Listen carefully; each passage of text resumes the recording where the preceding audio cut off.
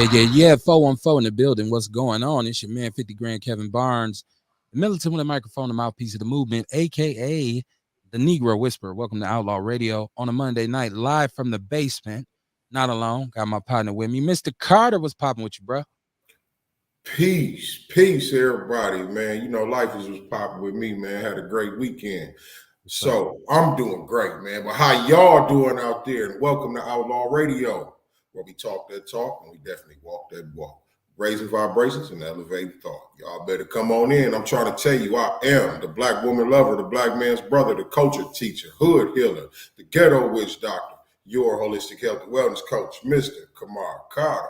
Peace to the family. I'm also the one who brings you nature, natural herbs and supplements and vitality. You can find vitality over at Honeybee Sage, or you could just hit me for your vitality. Or you can go to my Healthy Health page on Facebook, Healthy Self Heal Thyself. You can ask somebody about it. They'll tell you how to reach me out, or I'll catch you on the page. Or you can go to my page, inbox me, and I'll tell you how to get it. So, with that being said, y'all, look, if you ain't had it, you got to come get it. That's what's up, man. Welcome to the show. In the like I say, the never-ending pursuit of us trying to be on something positive with our people in the community.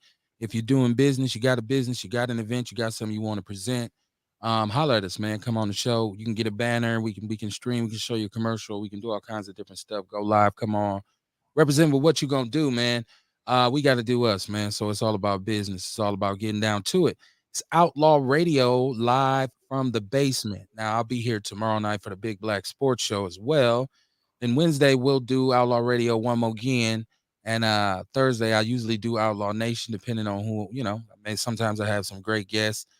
Sometimes I just feel like talking shit for a couple hours. So you can always drop in, man, whatever you want to talk about in the chat. That's usually what we discuss. I always say I don't expect people to watch all four shows, right? Like just catch one or two, then you'll probably catch on to the other two. You never know. But the bottom line is you got to support, man. We got to support each other, and y'all got to support us. And if you really feeling froggy, hit the Cash App. It's running across the bottom of the screen. We appreciate all donations. Like the pastor used to say, we appreciate the kind that jingle, but we really love the kind that fold. Y'all, you gonna get in trouble, kid. Nah, man, that's the real, man. That's the real. Man, shout out to, man, there's so many people that support the show, and I really appreciate it. Shout out to all y'all, man. Shout out to the North Side. We're dealing with some situations in the city with a lot of violence and a lot of foolish, reckless behavior. So to all the people that's maintaining and holding on and keeping their heads up, man, shout out to you.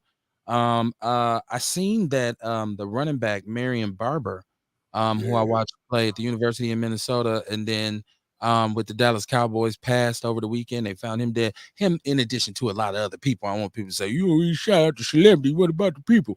I understand. I recognize that our community is in the grip of some really negative behavior, man. And a lot of people are losing their lives to senseless violence. So, and I don't know all their names, but shout out to them and prayers and condolences to the family of anybody who lost somebody, even if they didn't, go out like that. If you just lost somebody close to you, it's okay not to be okay, man. You got to tell somebody. You got to let people know I don't feel right behind this. I'm hurt behind this.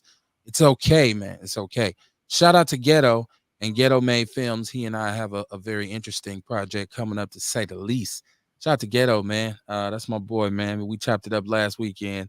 Me and Ghetto, we like two old men and a bottle of whiskey and a couple blunts, and it's on and popping. Right? Me and Ghetto be done made up a whole motion picture, man, in about 2 hours. We said we gonna start filming next Monday, right? So shout out to him, man. Who you want to shout out, man? Because I know you out and about in the community constantly. So I know it's somebody out there who's shooting you some support, and you Definitely. Really I want to shout out Miss Venus Williams. Okay. That's the head of the co-op, the Coochie Chocolate co-op, who I'm with. She's also the head of the now she's the new head of the Fondy Mall Market down there. That's what's up. She's also the head of the Table Vocational Center, where y'all can bring y'all kids with Anomalous Campbell, with Anomaly Catering, to learn how to cook, garden, learn about food and everything. Beatrice Hart with the art classes and every, you bring your kids down there for that. It's a lot more going on too. So, just come on down to the table center, vocational center on 53rd and Capitol in the old Lutheran church. Okay. Okay. Shout out to Ewok the Great too out in AZ. I seen him in the chat room. What's up? Oh, what's up, Ewok? Hit us up, man. You know you always hit us up. Look, I want to so with Live from the Basement, we normally just come in and we just pretty much come through and catch up with where we last left off at. So I'm tired of the heavy shit. Like, so I'm just I didn't want to go. That's why the murder thing is I keep talking about it. It just brings me down, right? But I want to talk about because we had this discussion last week on Outlaw Radio about the whole DL Hewley and Monique thing, right? So I kind of wanted to put some clamps on that. We got the freaky hippie in the building. What's happening, man? I know, real. How you doing, man? All right, man. Blessed to be here. How y'all doing this evening? Man, all right. Welcome to Live from the Basement, man. For sure, man. Yeah, man. Land of the thief, home of the slave, right? Welcome aboard.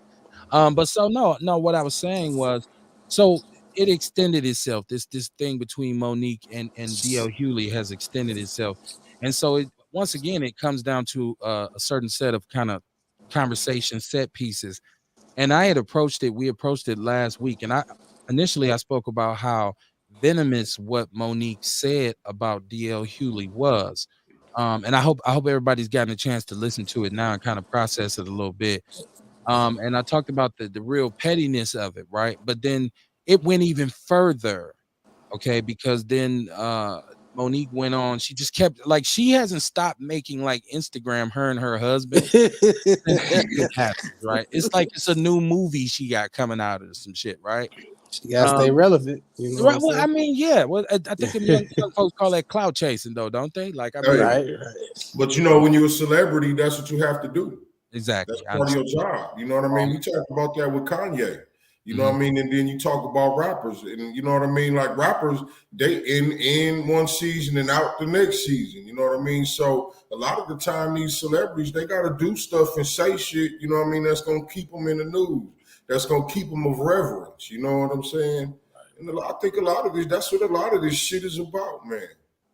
And then also, like I said, comedians can't say this what they want to say. They should be able to say whatever the fuck they want to say. They comedians, they on stage trying to get a laugh. They get paid for this. This is what they do. It's been like that since the beginning of comedianism. You know what I'm saying? Comedians been able to say and do what the fuck they want to do because they telling jokes. Okay, so I wanted to say I do agree that comedians should be allowed to do what they do. It's their craft, right? For a lot of them, it's their life's work. But I do think there's what we once again habitual line steppers. There are lines that can be crossed, right? Right. Like so, you got to understand like the rule. I kind of came up with this rule that your mouth, can get you into some deep shit. My mama and my daddy used to tell me, your mouth will write a check that your ass can't cash, right? Like, and so you do have the right to say whatever it is that you want, but when you cross certain lines, other people have the right to defend themselves and stand up for themselves. And let's be honest, DL Hewley is taking the high road through all of this. And like I said, if you listen to what she said, there was just comments about his wife, comments about him, his sexuality, which is okay. He's a comedian, he's fair game, he's a public figure, totally understand that. Except for the part about the wife, because my wife ain't up here, she ain't got nothing to do with it and all this kind of shit, right? But then she starts to talk about his daughter, because I guess apparently his daughter was violated at some point. Now, so the story goes, he gave an I believe it was Sway, where he talked about how empty and how bad he felt when his daughter came to him and said she had been violated at a young age, and he kind of shook it off and said, because I guess at the time his daughter was supposedly 13 years old, and the dude who did it was 13, and he said, well, that's what kids do. Right. And but he was talking about in this interview where how bad he felt as a father that he didn't really, give her the support that she should have gotten from him. And so she came back and played this and then brought his daughter into it and started talking about you didn't even defend your daughter and you let a grown man violate. It turned into a situation where his daughter actually hops on and says, like, hold on, Like, now you done disrespected my mama. Fine, you want to disrespect my daddy? It's plenty shit there. We all know he got dirt. He is who he is. But you disrespecting my mama, and now you put my trauma that I worked hard to put behind me. You putting that out here, and you using that. So once again, lines continue to be crossed. I think the best thing for Monique to do right now is shut the fuck up, right? Like, I think she should just this is, first of all, you're losing clout. You're not gaining clout because you're making yourself look very bad. And I said that I can even understand if she came out and said, well, listen, I was upset. I came out, I snapped. This is what I do. I came out, I was mad, I let loose. I feel like I disrespected him a little bit, but I am still pissed about the contract situation. So I'm gonna go holler at this man. She's talking about I'll come on your show and all this. This what it come down to? Oh, you want to be on this show? We can have a conversation on your show. No, we can't. Go ahead, come on.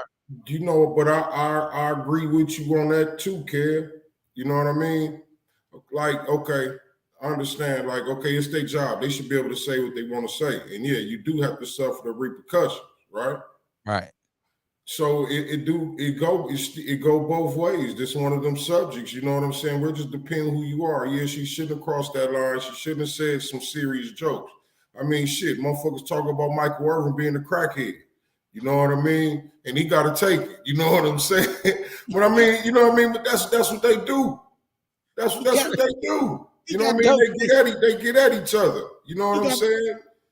Kamar, he got pulled over in the car with a hooker, and when they talked to the cop, he had coke in his mustache. Like, yeah, I'm sorry.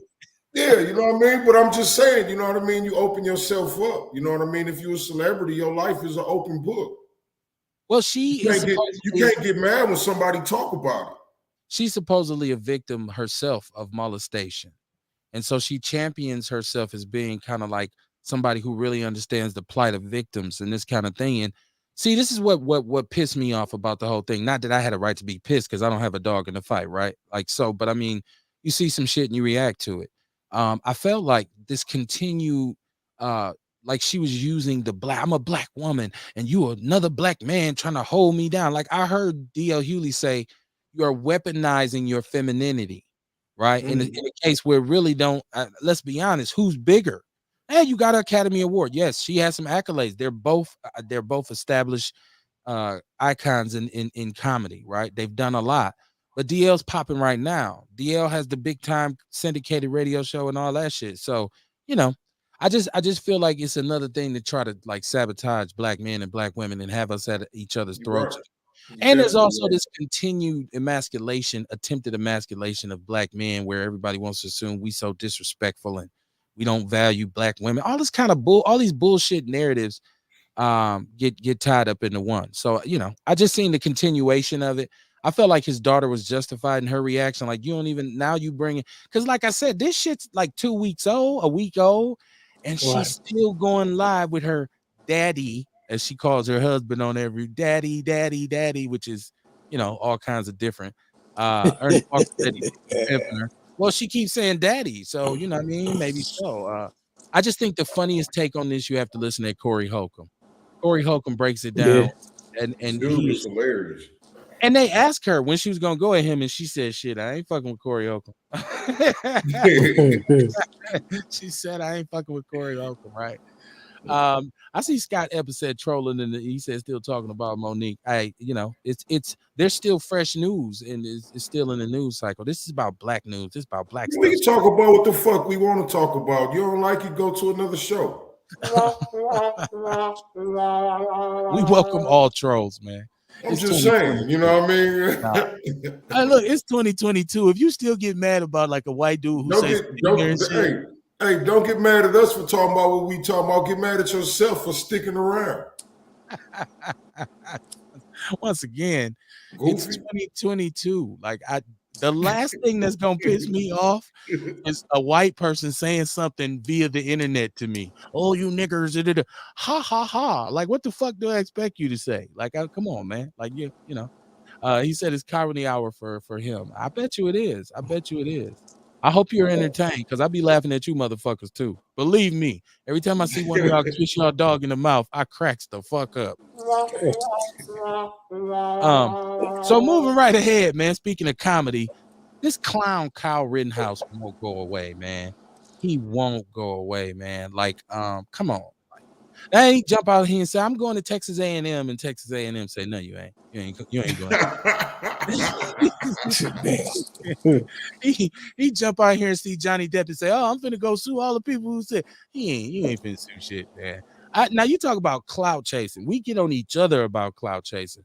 This boy is looking for a ball sack to jump on. So he wants to get some fame so bad. And I believe that there's a consortium of really racist people who want him to get justice as well.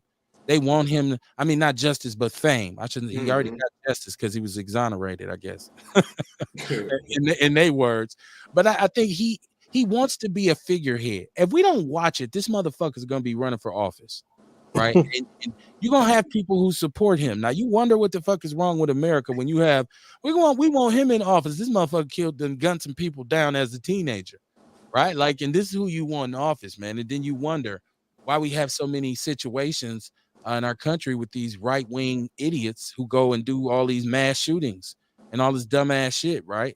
Why all these goddamn racist ass people are walking around with assault rifles. But that's why I always say that's why I have mine, because they have theirs. Because people ask that question all the time and say, well, why do you need a military grade assault rifle or whatnot, to deal with this? And I say, because they got them.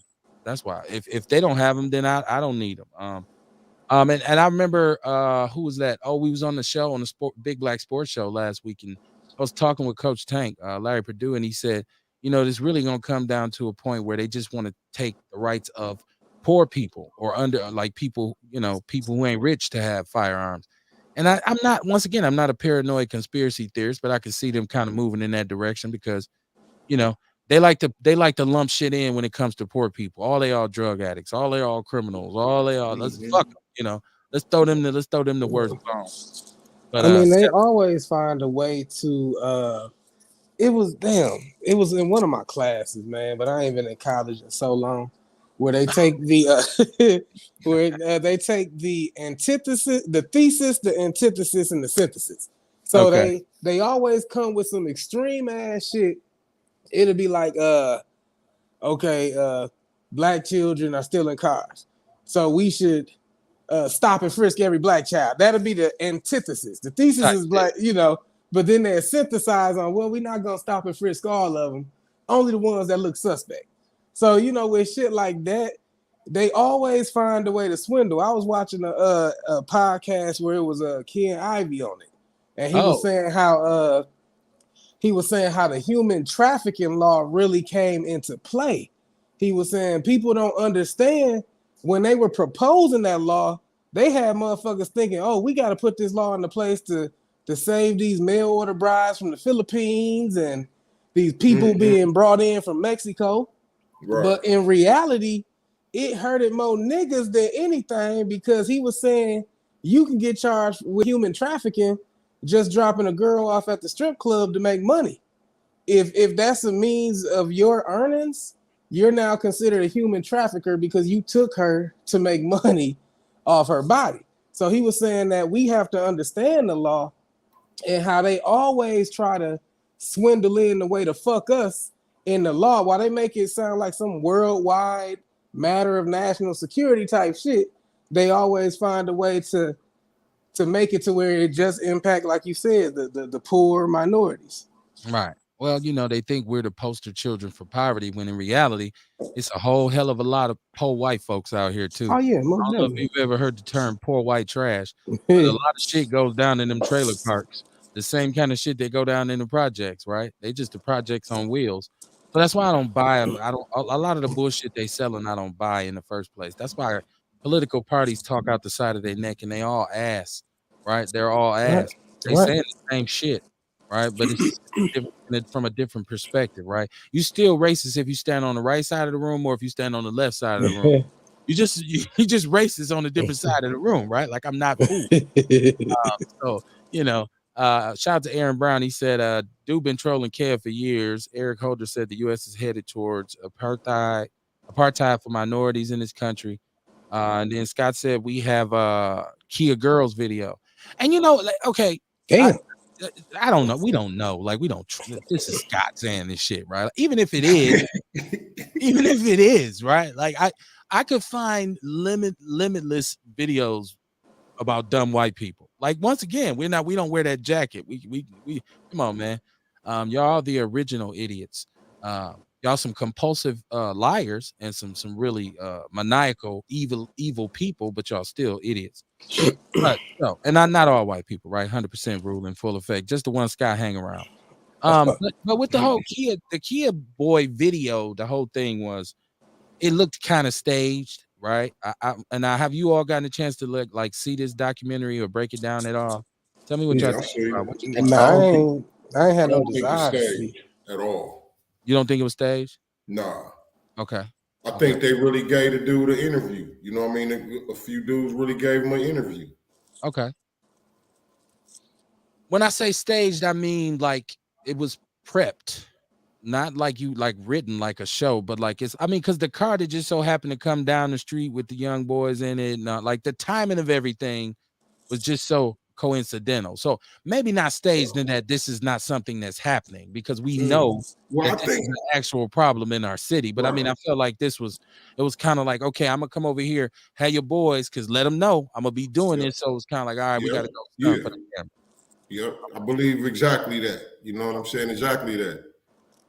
Okay. Like, yeah, I mean, it would only make for a better video, you know what I'm saying, if you interviewing them and then you got them out there giving an example of the shit they do, you know what I'm saying? All right.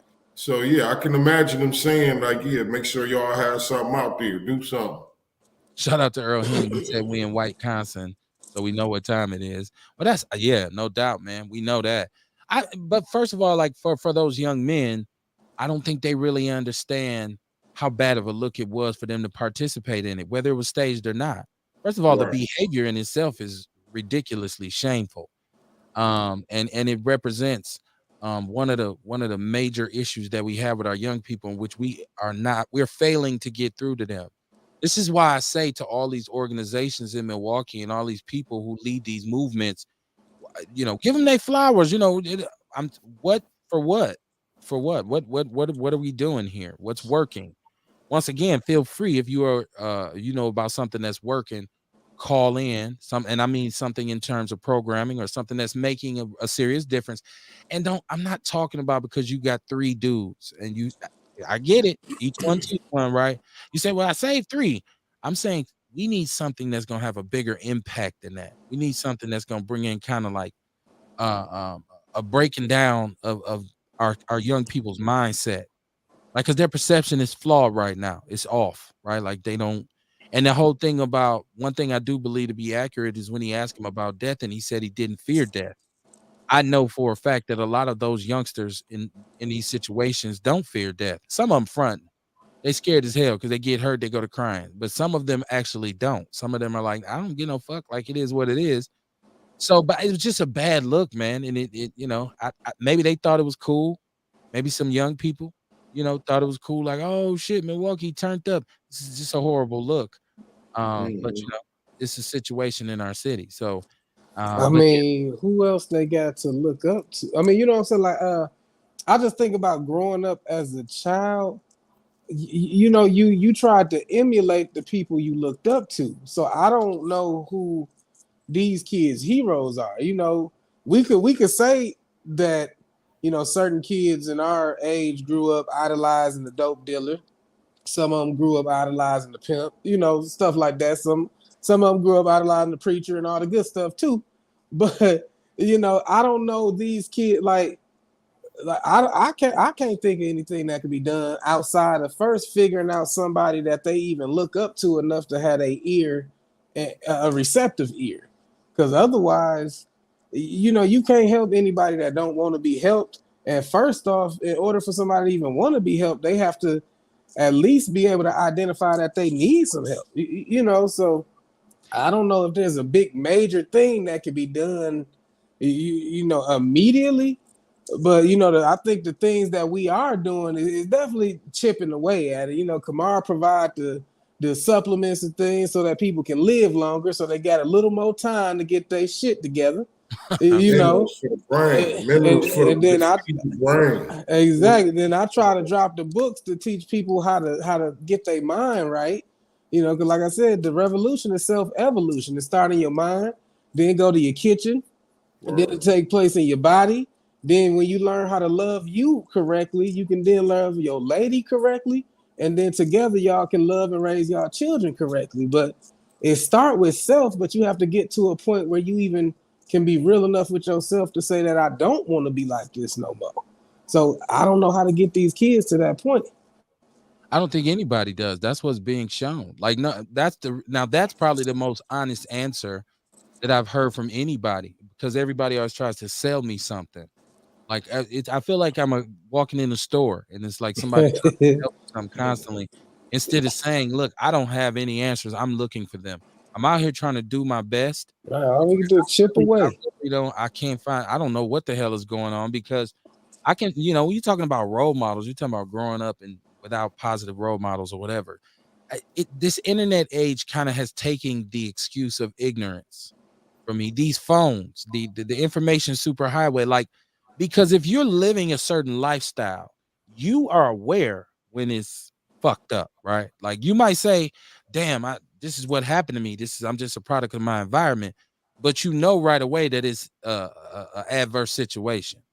So if you don't stop and say, "You know what, I need to do better, so I got to change, I got to make some different moves, I got to kind of move in a different direction," then it makes me think you're making a conscious decision. That's why I said I feel like a lot of us are celebratory of the dysfunction in the community to a certain degree.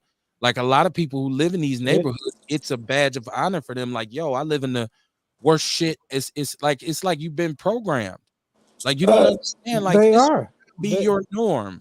This shouldn't be a norm in our community. We shouldn't be But saying, "Well, you know how the hood is." We shouldn't be Right. saying that. I mean, just like you said though, fam, they're being programmed. I mean, if we look at psychology, we understand that you program the subconscious mind through melody and repetition and symbolism. Melody, repetition, symbolism. So That's right. that's fucking I'm sorry. That's the media in the nutshell. That's what's they imagery? Tattoos on the face, dreads. You know what I'm saying? Right now, like I remember 5 years ago when like Lil Wayne first did the test, and I ain't putting down anybody who do that shit, but I looked at it and said, okay, now this is the mode. Now, in order to be a rapper, everybody just got to put tattoos on their face, a grill in their mouth, and some colors in their dreads. And now so now this shit is like they could stamp this shit on everybody. So I said, damn, tat face has become the new blackface, where you not gonna be allowed to perform unless you put this shit on. Mm, Instead of blackface tats, instead of big red lips, grills. And right. again, I'm not knocking anybody who do that shit because they've been programmed. They listening to these songs all day, every day, telling them that their value is contingent on how many bodies they catch, how many women they fuck, but don't trust the woman because she's after your bread type shit. So so Right. so just like you said, dysfunction is being put on a pedestal because once again, they're being programmed by their music, by the media, even by the motherfuckers they follow on social media who probably really ain't living this life. But in order to get that rap check every time they say action, now he got to be the dumbest motherfucker in the world. You know? Right. It's Right. cool. It's cool. It's cool. Hey, look, it used to when you to be a rapper, you used to have to be somewhat intellectual, A right? You 5%er. All my used to have to favorite be rappers is smart. five You know what I percenters. mean? But now it's like with hip hop, man, the dumber you are or the dumber you act, you know what I'm saying, the more popularity you get. I still Right. I hear all of that, but I still don't understand why people continuously fall for the okie doke Because and fam, in the tailpipe. Because hold on, the oh reason yeah, I'm yeah. saying this is because I had this conversation with my wife the other night. Anytime I was doing something wrong, like Uh-huh. at the worst point in my life where I was really just whatever, I knew it was wrong. I Yeah. knew I knew that, man, this is not ideal. Like, this is something I need to work on changing. right? So I was Yeah. conscious, I was aware, right? Now Right. some people say, well, Kev, you had this and you had that and you had this, you had your father, which is true. But I was caught up in the absolute same storm that my brothers was when I walked out the house. It Yeah. was nobody didn't hesitate pulling a pistol on me or shooting at me or doing what they did because they said, oh, but you got a daddy at home. I'm gonna let Right. you slide. Right. I had to deal with the same circumstances. That's what we call jumping off the porch, right? Right. Right. I said all that to say I got to a certain point where I said, you know what, this ain't it, right? Early 20s. Got people say it helped you that you was just coming home with a bachelor's degree. I get it, right? Shout out to me. Hey, congratulations, man. Shit, I didn't make Hey, it. that just go to the decisions we make. You know Right. what But I mean? That's but again, also it's on us. You know what I mean? We got to get ourselves right. We got to right, we got to take responsibility for our own decision. right. We do. I chose not to go to school. Right. I chose to go hit the block. Mhm. Right. You dig what I'm saying? It's always an option, man. I chose not to go get that job and stay there. Right. Right. You know what I mean? And with everybody. And I'm saying that when I got to a certain point, because even it's still perilous, it doesn't matter. It doesn't matter that I was educated, right? It doesn't matter that because I still was in the community. I'm in the same community. So the same pitfalls was there. What I'm saying is I made a decision that that's not Right. how I wanted to live my life. So I understood Right. that when I made that decision, wholesale changes had to be made. Some of the people who I associated myself with, some of Right. the places that I frequented, I had to kind of change up and make some adjustments and move differently. And I'm saying when these individuals don't, and we got some brothers out here because we don't talk about some old thugs. We got some old gangsters, and I know people come home. I got these felonies, and I done seen that situation turn around because I've seen brothers say I'm not fucking around no more. I'm about to take care of business, and they doing pretty well. What I'm saying is there has to be a point where these youngsters decide they want better because there is better out here. You can't like as shitty as NPS is, right? As shitty as people say the curriculum is, as much as it's criticized. If you go and exercise probably about half of your brain power and soak up information, there is a direction for you to be launched in. Now, if you go there and your attitude there is fuck this shit, fuck everybody, I don't give a fuck, teacher can't tell me shit, then you're gonna reap what you sow, right? So my thing is, you can't. Well, it ain't good as a suburban school system, and all. Well, motherfuckers got educated in one room schoolhouses once upon a time, Right. And so I'm saying, for us, I put a lot of this on us again. So I'm putting coming up with the solutions on us. Right. Right. You know what I'm saying? Because I feel like we created a lot of these problems ourselves. So I said we need to be the ones to fix them because it's not in the best interest of the powers that be to assist us in any shape, form, or fashion. Right. You do understand how much money that the prison industrial complex brings the state of Wisconsin is very crucial to the economy in northern Wisconsin. They don't want to offset that. So now we got to keep these motherfuckers going to jail. Go ahead, Kamar. I didn't mean to cut you off, bro. No, I was agreeing with you. Oh, okay. Yeah, I mean, and you're absolutely right. I mean, the average dude is worth more locked up than he is sitting at the crib. You know what I'm saying? So they have that what Dr. Umar call it, that school to prison pipeline. Oh, yeah. You know, so I mean, that should be real. If you like watch, like I'm a nerd, so I love documentaries and stuff. So if you watch like the 13th Amendment or what I was talking about was a dude named Bruce Lipton, how he was saying how the subconscious is programmed. And I wasn't saying that to like excuse folk, because no, you right. You got to get to a point where you get sick and tired of being sick and tired. But I think it is beneficial for us to understand the tactics and the practical application. Got you. So that we can devise a counterattack. You know, it's like, to me, psychology is like the Force. I mean, you know, my pops is a Trekkie, avid Star Wars. So, you know, I was indoctrinated in the Force type shit. Right. So I look at psychology as the Force. There's the good side and then there's the dark side. Because when you know how the mind works, you can make that motherfucker work for you. And you could either help people be better, or you can use your tactics to oppress in the worst kind of prison, because that mental slavery is not as easy to identify. Right. So I think by us knowing that, because just like you said, you decided to make a change, but the psychology of that is you're only operating 5% of your day out of your frontal cortex, out of your aware type shit. 95% of your day is your subconscious that's been programmed through imagery and repetition. So when we say we can't be susceptible to that shit, it's almost like that intelligent dude that say he can't be hypnotized.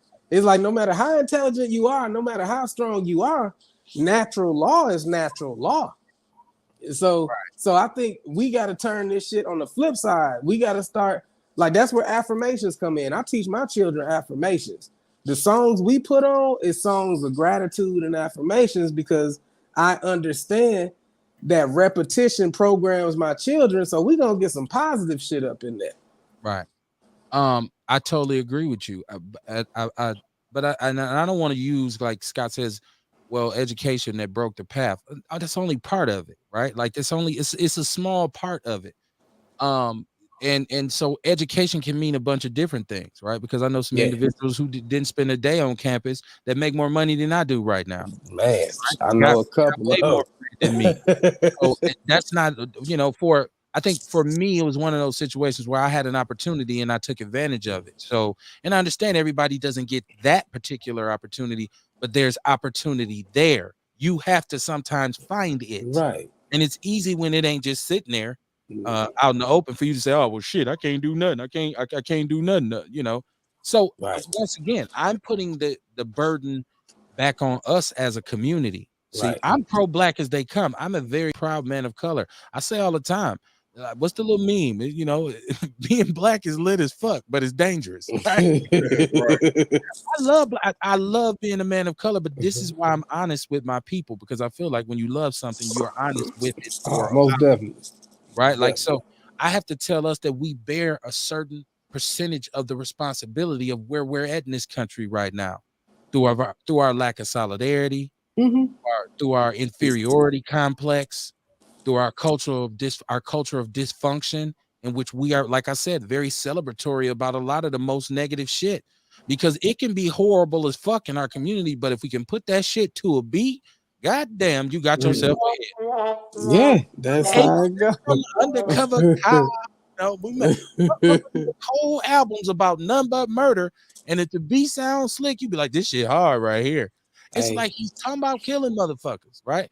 This is how depraved we've gotten as a society, and even myself as a youngster. I realized back in the days I used to listen to Gangster Nip, and I was like, Gangster Nip is cold. Until one day I said, this motherfucker's rapping about mass murdering people. Like, what is it that I find to like really entertaining about this shit?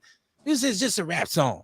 But like you say though, Real, that pumps that subconscious. Those messages that you take in, they just fuel your subconscious so much, and it's a subconscious for a reason because you don't even realize that it's really controlling you and driving you, right? So when you remove a lot of negative imagery and a lot of negative messages to a person, they usually focus on things that are more positive, right? Okay, so now we run into the dilemma that I've run into with my own son, in which you have no clue about what street life is. You are damn near a Cosby kid.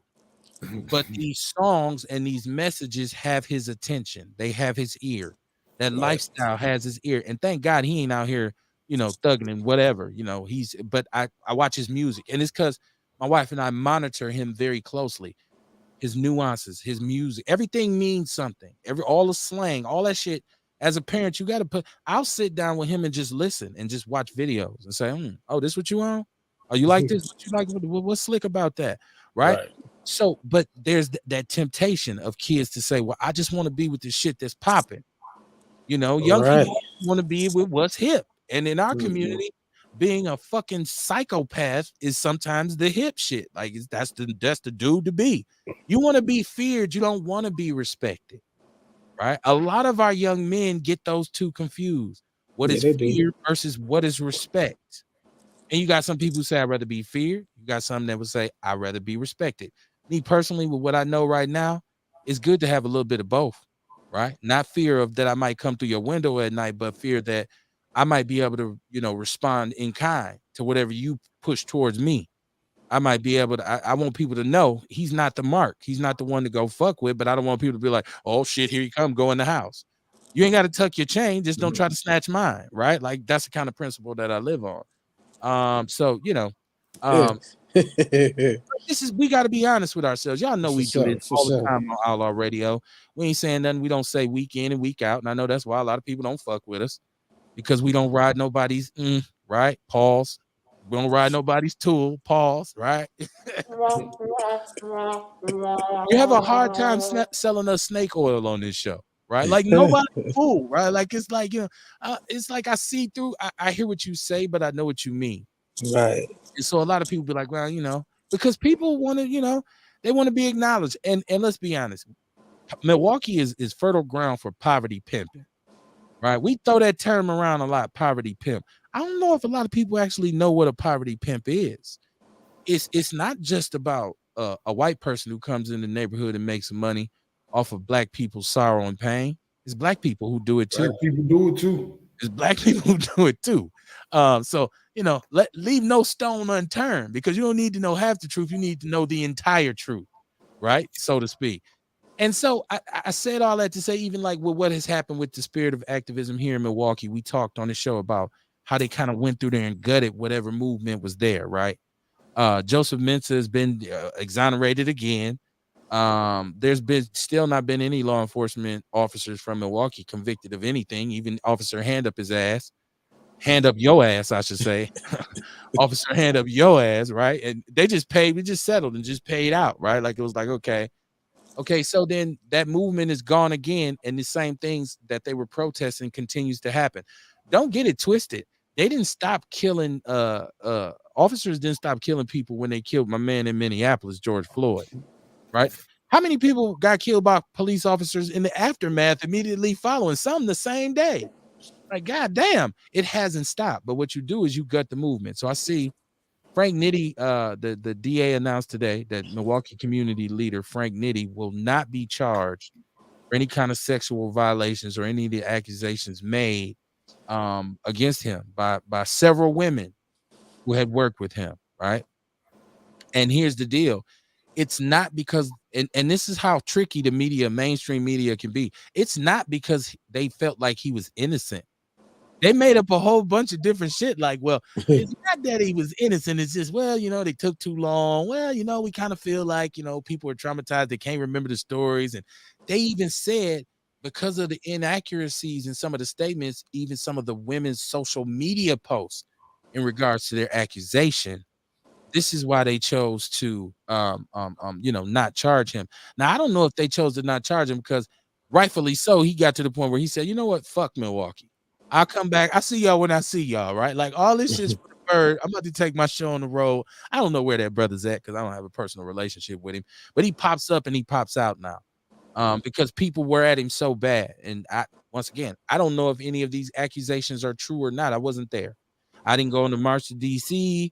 I was in none of the rallies. I always joke, me and Kamar would call ourselves going to a rally one day, but I had to get off work. We got there, everybody was gone. Goddamn rally. Everybody's gone. We missed it. Hey, look, man. Hey, look. Every lane of the revolution ain't for everybody, right? Right. Right. And so I don't know. Are you up on any of the details of some of, because this was a big thing, these accusations that was made against him, especially in the aftermath of the march to Washington, to DC. Did y'all are you familiar with any of the claims that was made against him? Not really, just as much as you did. Me and you was on the show together. We Right. talked about it a little bit. We ain't talked too much about it because, we didn't want to make it seem like the brother was guilty and he wasn't, and he ain't been tried or nothing. You know what I'm saying? So we ain't had no facts on it. And we also didn't want to make people assume that we thought he was innocent because we didn't know either way. We didn't know. But in the report today in the newspaper, this article, by the way, is in the People's News Network on Facebook. They stated that one of the charges was uncoerced oral sex, right? And one of the statements from, and this is where shit gets crazy. One of the statements from one of the accusers, and I don't, if this sister's listening, I'm not trying to play with your pain. I'm not Monique. This is what was in the newspaper.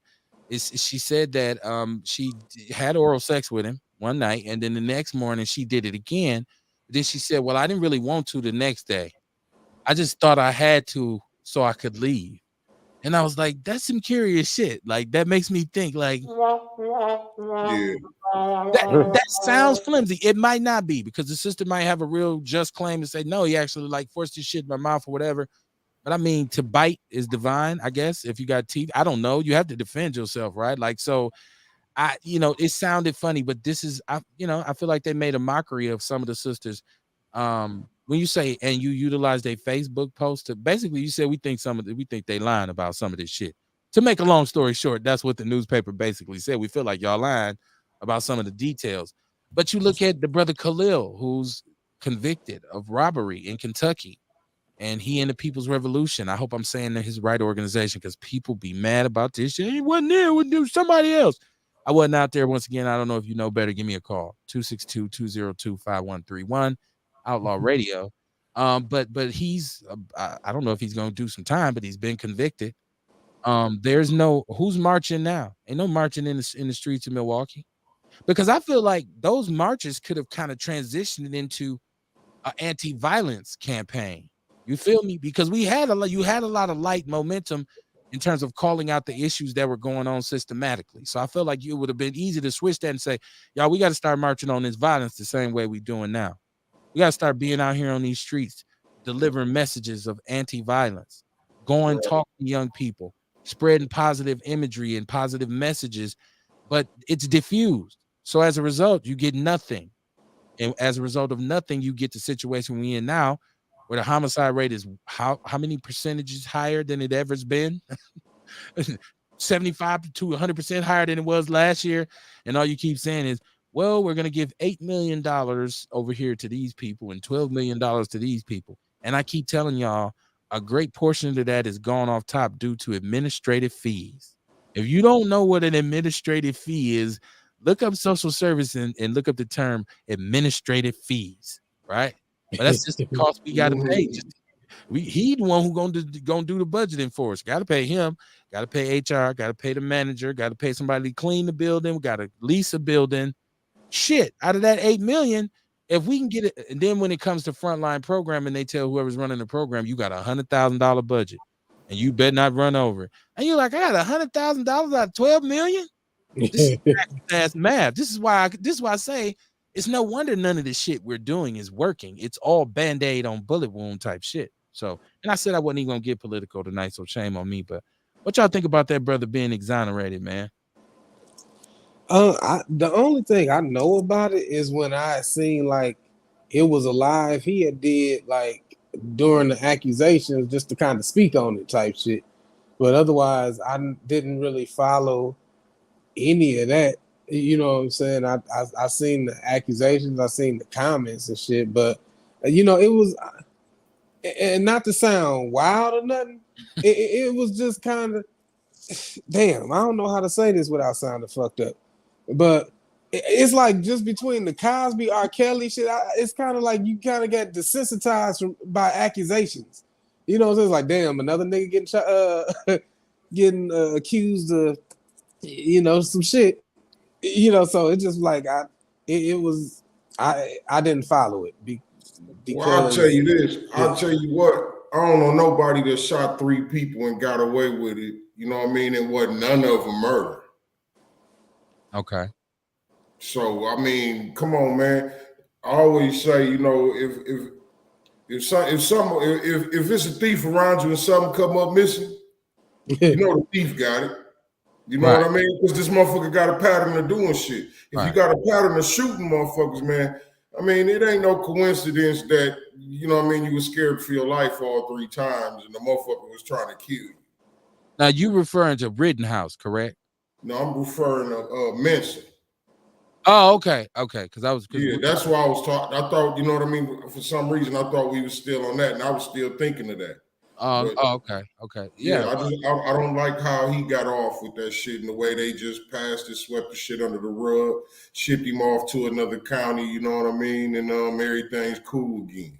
And then he come back a year, 2 years later, you know what I mean, and say, oh yeah, forget about it. I think one of the greatest people to hear talk about Mensa and the murder of Jay Anderson is Big Mike Kimmett, because Mike Kimmett participated in the reenactment. He was the spokesperson for the family. He was deeply involved in the entire process. And I've had some conversations with Mike, just in private, just not like we was in a room like shh, but just us, chopping it up. And he divulged a lot of different details to me that I didn't know about the case. So, but yeah, you are entirely correct that Mensa is a murderer. We know this. I mean, shit. How many people has he killed? How many people, you know what I mean? Like how many motherfuckers you know that killed 3 people? Right, right. And it was all real good shootings, right? And it was all minorities, right? Because white people don't never do shit that would put them in harm's way. Right. Um, Ye Lee, he said the shooting in Buffalo was a distraction to killing.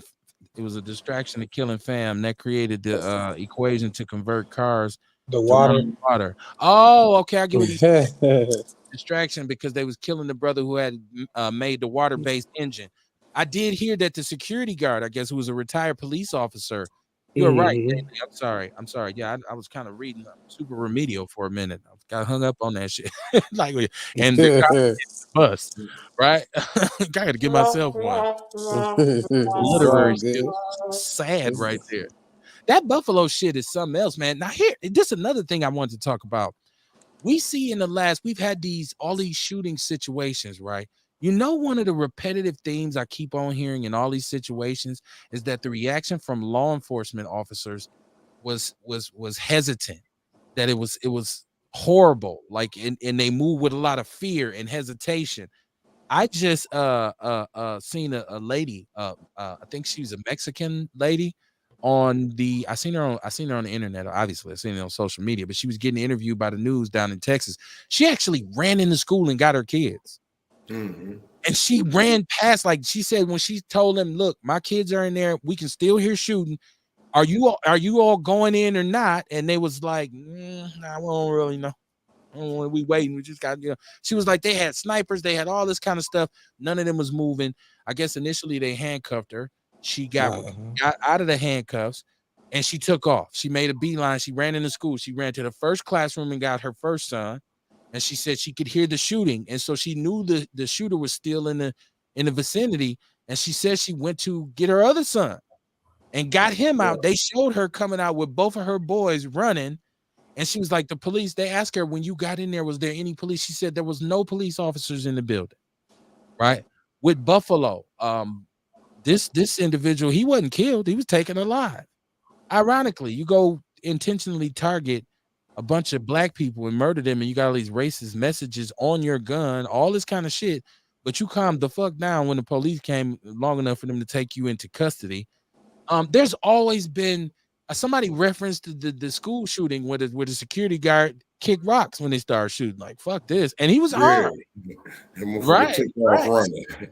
Hey, they tried to, whatever happened to dude, didn't they? I remember they tried to sweat him about that, but we never heard nothing else from him. Yeah, I'm sure if you followed up on it, you can catch that information. But that shit is funny, dog. Really took off running. This is similar to me hearing people say, well, the reason why crime is so high is because people start talking about defund the police, right? So let me get this straight. You have police officers who are saying, I'm not going to do my job because they talking about defund us. You shouldn't be a cop in the first place, right? Or did you join the police force because you said, well, they got a lot of money. I want to join. I want to be with the police force. I want to be a police officer because their department is well funded. I thought you was in this to serve and protect and all that good shit. So you, and I keep saying they didn't even really policy wise defund the police in Milwaukee. Right. I want to know. I've asked this question several times, and I would love to have some. Unfortunately, I know it'd be hard for me to get a police officer on here, but I'd like to know what their strategy is. I like to know how they are actually attempting to combat the crime in the city right now. What is the strategic nature to it? Because I know they talked a lot about what was the last Flynn. I used to call him Fast Eddie Flynn. Right? His thing was statistical data and using all kinds of technological advances to police the community and this kind of thing. So what is the direction of the new regime? Because it is a brother in charge, right? I'd like for them to say, okay, this is the strategy. What, it ain't no fancy name for this. Operation Boot Stomp or some shit. Like, cause now it was, some dope being sold or some pills being sold. We run up in it, go to the Hyde building, have a meeting. Let's run up in there and get them niggas out of there and arrest their asses. But so you saying we can't even stop this shit. First of all, the north side of Milwaukee is not that big. When you say, I don't have enough police, well, it's very, very fucking a seriously distinguishable area where most of the shit happens. I'm not saying that it doesn't happen everywhere, but we know where the epicenter of most of the violence is in the city, right? I'm not advocating for over policing, but I think some strategic policing should most definitely take place. Most of the time, your presence can deter crime. And God bless the man who still commits it in your presence because he wants to get whatever you got for him. Right? So if that motherfucker say, I see the police, fuck them. Okay, well then whatever they do to you is yours, player. So I'm just saying, I see things like this make me believe. I always talk about who's complicit, right? You talk about a common council that's largely ineffective, sitting downtown. I'm not that they're not doing their jobs, because people are getting liquor license and getting stores and getting just zoning permits and all kinds of shit. But I don't hear any forward-thinking strategies coming from them in regards to their districts, because most of them are over some of the most impoverished districts in the city, right? So I say they're complicit as well. And people who are friends with them downtown get mad at me when I say we need to replace all of them. We need to, and they say, no, except for him and him. Well, why? If her is doing something so sweet, why don't he or she share it with his brothers and sisters and say, y'all need to get with the program and get this shit popping over here, man? Like, because I got it over here. I got it under wraps. It's just all stupid shit, man. It's all just waste of taxpayers' money. I guess you can't expect, the rich to sympathize with the poor. So if you're making $95,000 to $100,000 a year in this city, you're doing pretty well.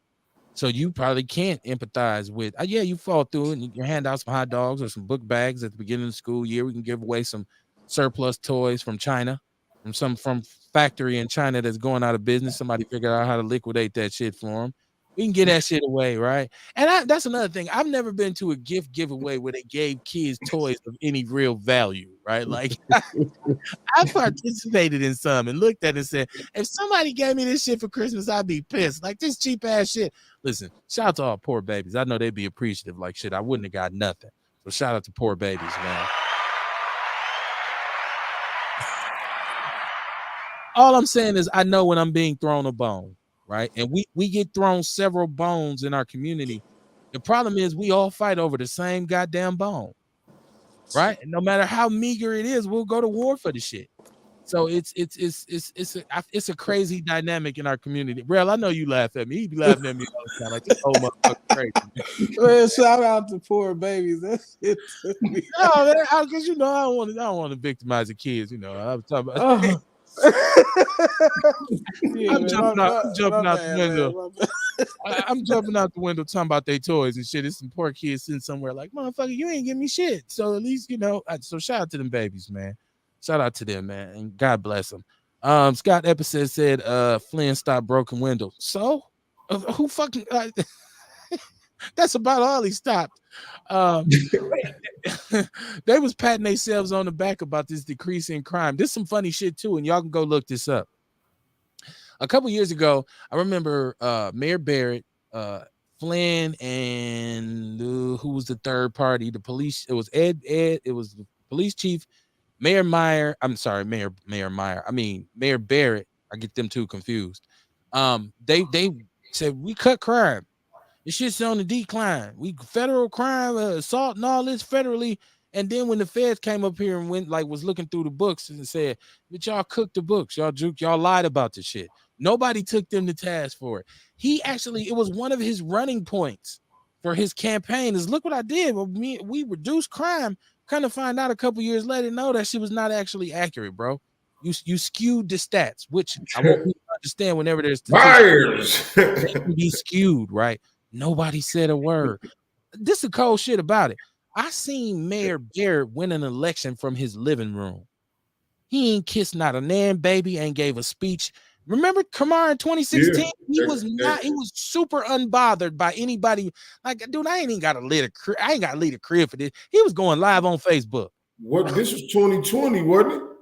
I thought was it 2020? Yeah, this was 2020 during the pandemic. Remember, it was the rain. It was the rainstorm. Right. You're right. But no, okay, so I take that back because he had COVID and he did get up and go to the Fond du Lac. Man, we don't know. That nigga lied. He ain't had no man. He went and infected the whole polling station and got it closed down and then said, "Oh, y'all got to go to Washington." What he said was the heart of the infection.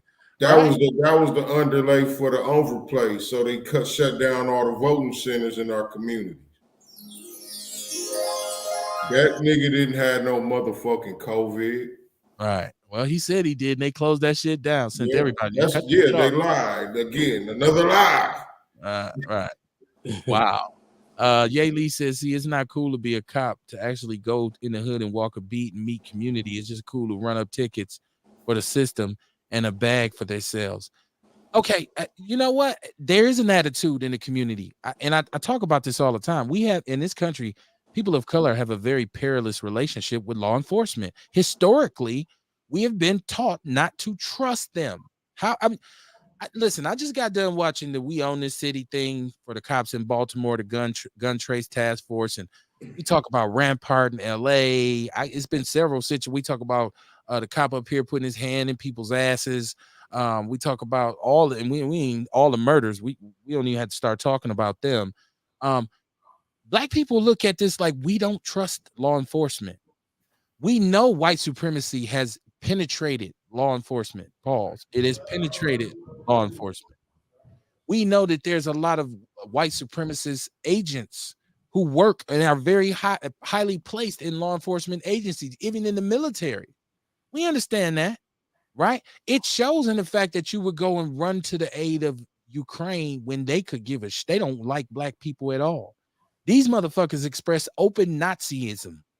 They are proud of that. They still subscribe to that shit. They don't rock with us. But our money, part of our tax money, is being utilized to bring them over as refugees. Now we got to make room for them. It ain't gonna be long before they, nudge their way in our community. All of a sudden, he got a grocery store. Those are a Ukrainian grocery store. Where the fuck that come from, right? It shows you that they have friends. White supremacists have friends everywhere. They are connected across the globe. It is a network, right? If you don't believe that, then something's wrong with you. That being said, would the solution be for more men of color to become police officers? If you cannot police the community in a way that's, relevant to what we need, then and you got to do it by the system that we already have employed. We know that doesn't work for us. So then a black cop is just useless. He's just a sock puppet.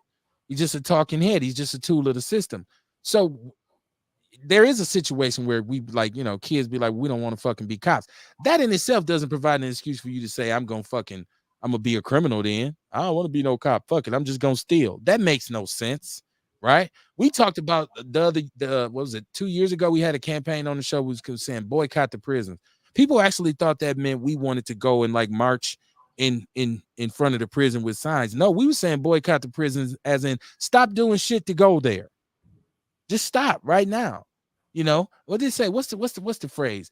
Work money, slow money, but it's your money and it's for show money, right? If we get away from all this instant gratification, I want to wear diamonds right now. I want to ride in a Lamborghini right now because that's what the television and pop culture tells me makes me worth something. So many people put values on material shit, right? And then you wonder why kids go all out. Somebody got some designer glasses.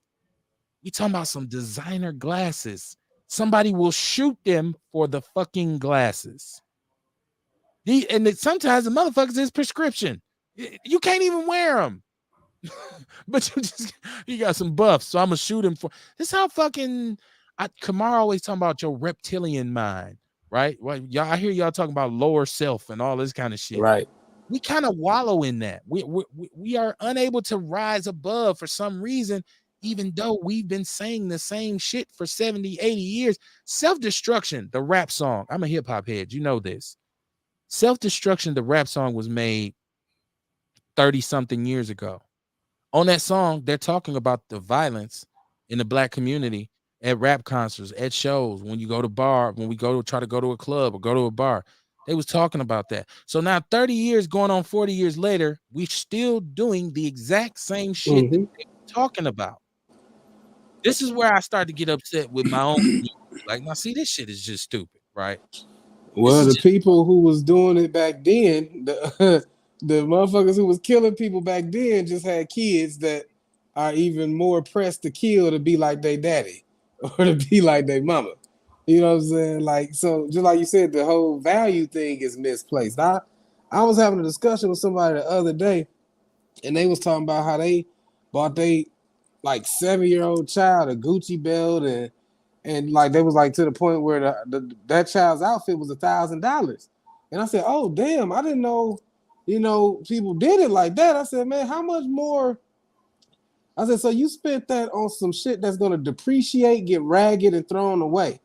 I said, how much more could that child have benefited if you put that $1,000 in a savings bond or something that's going to be an asset for that child? I said that we got to switch our mind from being able to wear our value.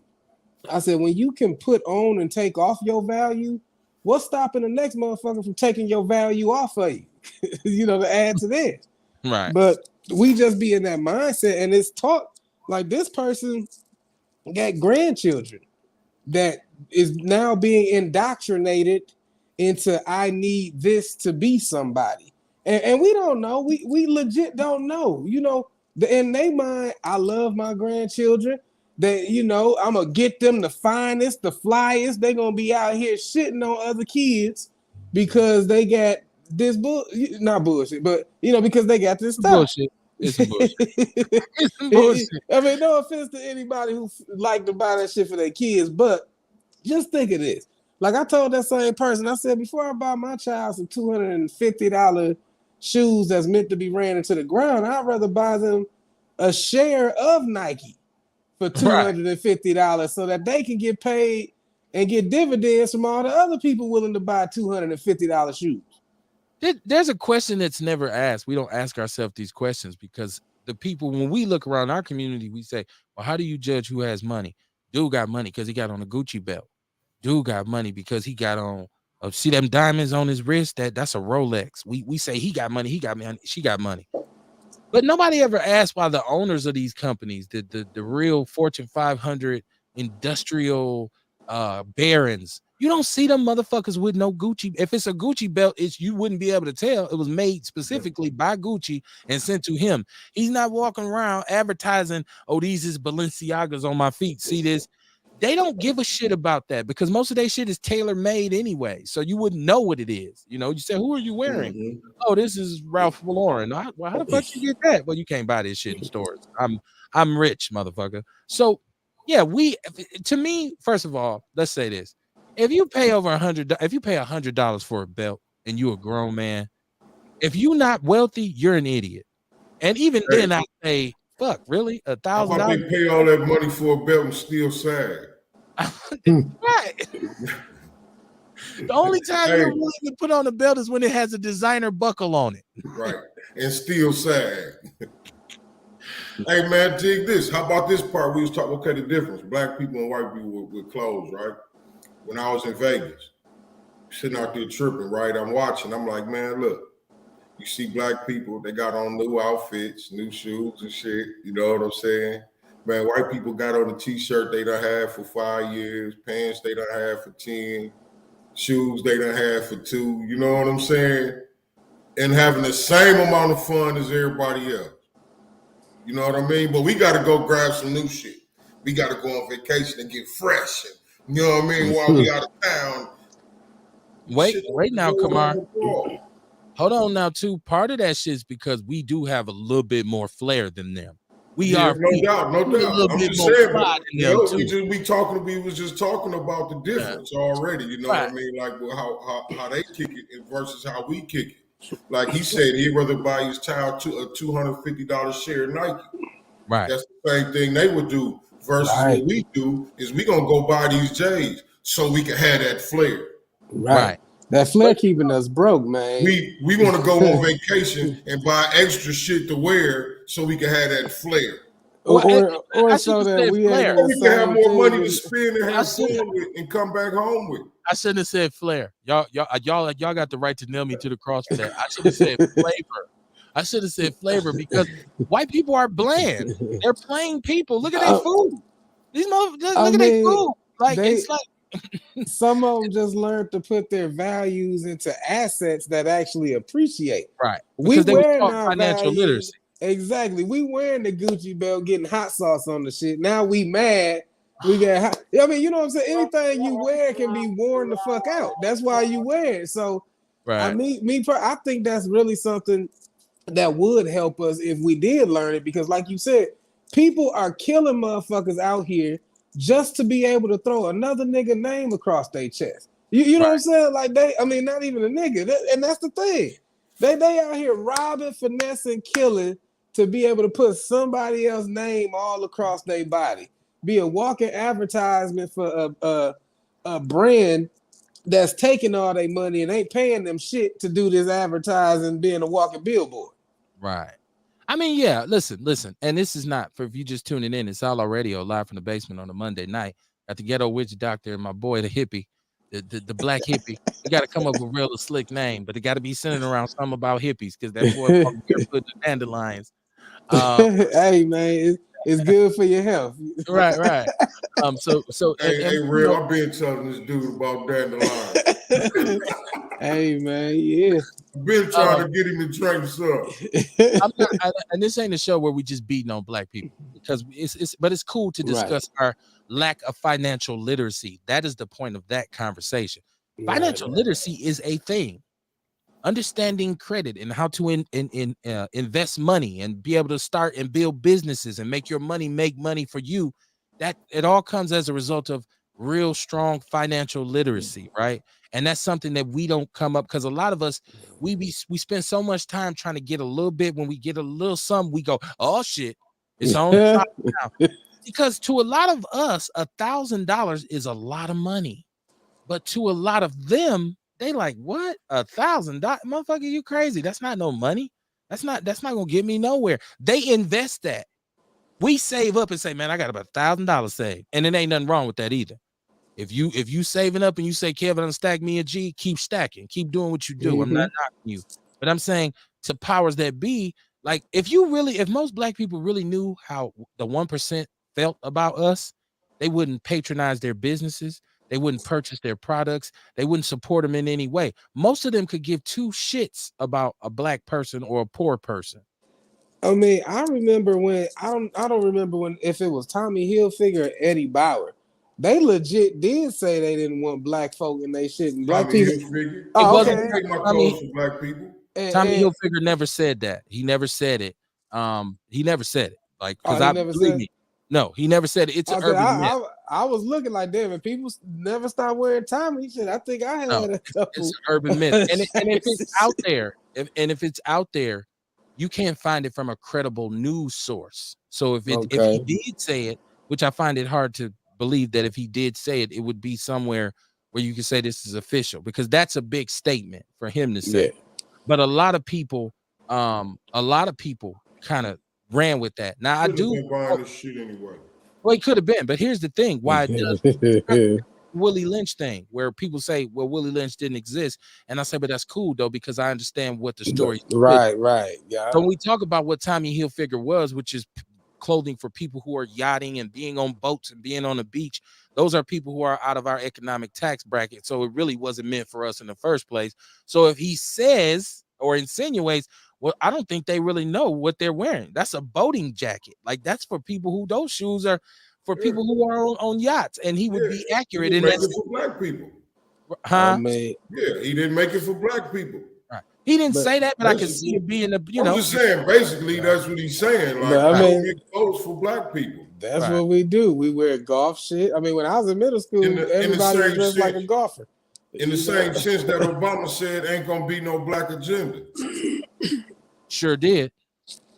Yeah, he sure did. And he said, I'm gonna be everybody's president. And they said, it's a nigger in the White House. show me your birth certificate. Right, you ain't even from here. Trump said he still hasn't shown his birth certificate. That's my Trump impression, y'all.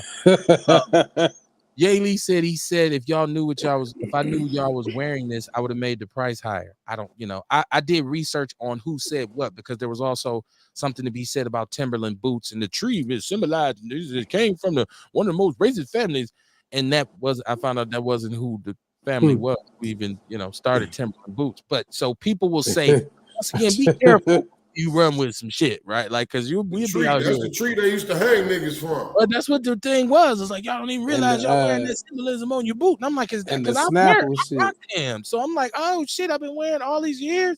So I had to look it up. He said, I believe this was on Donahue or Sally. That's what they say. That's the rumor, but nobody can produce that footage. So if Sally, Jesse, Raphael, and believe me, I'm from the 90s, so talk shows was right. Everybody, while you watched all that shit, Ricky Lake and Jenny Jones and Jerry Springer, that's what we did. Like, right, especially in college, you sat around and smoked weed, watched talk shows during the day if you were skipping class. So that footage would have definitely still be online. If somebody out there can produce that footage, please send it to me.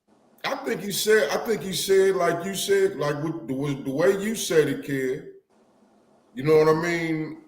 But the way you say it, the understanding is I don't make my clothes for black people. I don't. So I think we just took it like that and like, look, this is what he said. You know what I'm saying? Well, a person would be a fool to think Ralph Lauren, the symbol, is a dude he's playing polo. Right. Name the last black polo player that you know. Don't worry, I'll wait. Hey man, I ain't saying this. I ain't dispelling it or nothing. But not you. I'm saying in general. Yeah. Right. So what I'm saying is, you know what I mean? Really, these clothes ain't for us. No. Even if he did say it, we shouldn't get upset. Right. Once again, it goes back to what I'm telling Scott Epicet in the chat room, right? Like, you can't troll me as a white person. That don't bother me. We've been trolled for over 2,000 years. Well, you can't, because you say, do you think I'm gonna lose my composure because you say something racist when I just assumed that you were racist anyways? As soon as I saw you, I assumed you was, so you just really fortified it and said, then you said some dumb shit. It's like, I thought he was dumb, and then he said some dumb shit. So I can't, and we as a people shouldn't be wearing our hearts on our sleeves and allowing them to say we know how to push their buttons. That's why I always laugh every time some celebrity or somebody come out and say, he said nigger at his dinner table, or we recorded him in his office saying a lot of anti-Semitic and misogynistic and homophobic. I'm like, so what the fuck? Who cares? That shit? Well, it's wrong. It's wrong. Well, it's never been straightened out. Here on Outlaw Radio, we like race jokes. I do race jokes. Come on, Kev. Yeah, come on, man. Okay, just one. Just one. Right. I'm gonna go to my old favorite on here, right? I'm about to go to my old favorite. What do you call two Mexicans playing basketball? Juan on Juan. Wow. Wow. If it's funny, it's funny, right? Like I did. We did a whole show called Shits and Giggles for Shits and Giggles, and I just did race. It was horrible. It was horrible. Like, people was pissed at me, man. Shout out to Westside Zeladon. He's like, I think you went a little too hard on Latinos. I tried to spread it around. Man.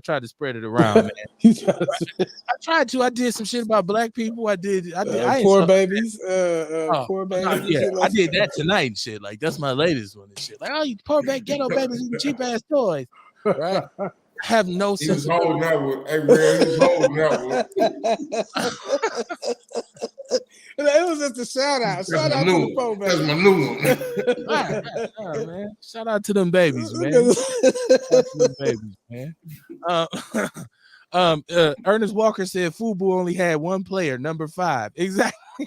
Man, I used to Later on, they love came. FUBU though, man. I Later on, used they to. came with and 07. Now, listen. Here's what I want to say though, because y'all all made good points about these fashion places. So when we talk about Polo and we talk about Tommy and these kinds of places, even Gucci, and to a certain extent, they now have urban divisions because it's so profitable. Say, oh shit, they're wearing. Oh, we're gonna get what's urban. Let's look at the rappers. Let's bring some rappers in. Let them help us design this, and they Well, they establish urban divisions. But by and large, their clothing, the original intention and intended consumers, are not us, right? So yeah, now they say, no, we ain't. Tommy Hilfiger say, why would I say that shit? You know how much money I made off them niggas? Like it's like, right. so if he said it, that's why I say I'd like to see the footage. I've seen him say it, I've seen him deny it like that. I've never said that. That is, but that's not the point. I That's mean, not but even when people thought he said it, they didn't slow down buying his clothes. That's what I think we was talking about. We was talking about why we buy their clothes, something like that, or will we stop buying their clothes? But it's like, no, we won't stop buying their clothes because it ain't about them. It's about how we've been trained to feel when we have those clothes on. Right. It's like, fuck what he said about me, but I'm the motherfucking man when I got this shit on. Niggas know. Niggas know. Niggas know. My name is Kevin, but I pay extra money for a shirt that says Tommy in large letters across. You never see me with nothing with no large Tommy, Gucci, even FUBU. The FUBU shit was just fucked up for me with the Fat Albert shit. I'm like, I'm a grown ass man, dog. I can't do the FUBU. And I understood what it was supposed to represent. Ye Lee said, but for every well-known celebrity name brand, it's a black name brand. And you just need to know where to direct. We need to know where to direct our money. Absolutely. Right, everyone Gucci support too, FUBUs. Right. I mean, you're right, Scott. They are smart capitalists. He said, Ye Lee said it's a clown mentality. And dig this. This is why I say, man, like we support everything else, but we don't support our own, right? Like we'll watch. That's why I do my own sports show. Because fuck is ESPN. Like if I'm gonna spend money and time watching them, and then we get mad as soon as they say something about a black athlete on there we don't like. Skip.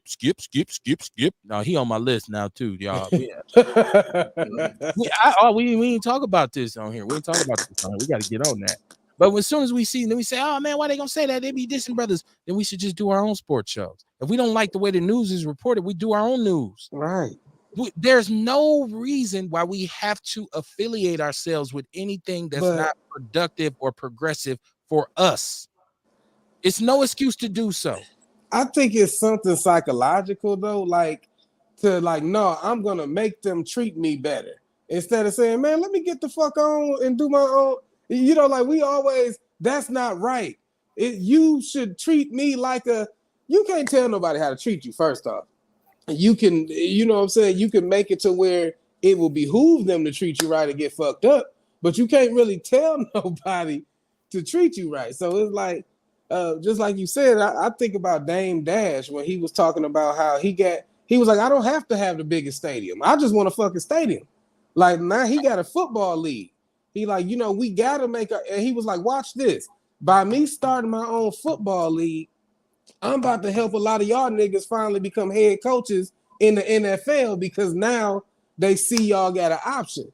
He's like, so even though y'all don't want to fuck with me on my league, I'm still helping y'all just by taking the initiative and saying, let's start our own. Right. Yeah, we don't. That's one of our biggest problems here in Milwaukee. We don't own shit. Like people be talking about the community. Well, what portion of the community do we actually own? Most people are like fucking income deprived anyways. They have a nomadic mentality in which they just kind of move around the same different neighborhoods. I was raised off Burleigh, Locust over in there, and that's we doing 25th and then 27th and 28. It's a circular pattern, right? But they didn't own anywhere. So when you don't own it, you're like, fuck it. And the landlord be on some bullshit. Fuck his couch, man. Fuck his grass, man. So that's that mentality in our community as well. So when you don't own, so once again, we get back to the point. I love this show. I love the flow of this show because we talked about something that's very important for Black people if we want to start to bring in solutions, which is financial literacy. Because once you have financial literacy, your ability to become entrepreneurs goes up. your ownership increases. When you don't even know how to get started, that's when it's really bad, right? Like, because you can't build castles on sand. So when we say, okay, why don't we demand that this mayor and this Milwaukee, what is the Milwaukee 7, our black mayor, our black county executive, our black everything, I haven't heard them come with any economic development plan yet. I seen Chevy say, which was, and this one wasn't as bad as the curfew. He said we need to make driver's ed mandatory in NPS and make it more affordable, and he wants the insurance companies to pay for it. Right? Like he said, when you say I want them to pay for it, and they don't come out and say, "Oh hell no," that makes me think then there's some involvement. They have your ear as well to say, Chevy, you got to do something about these niggers. Like they're stealing our cars, we're losing money. So you had a conversation with them, and so now it becomes more important for them to not have car thefts than it does for us to not have our young men out here doing some dumb shit. Okay, but that's another show. Shout out to Ye Lee. He said classes should be taught. He said one of us watching and the host should look into this because it's been needed.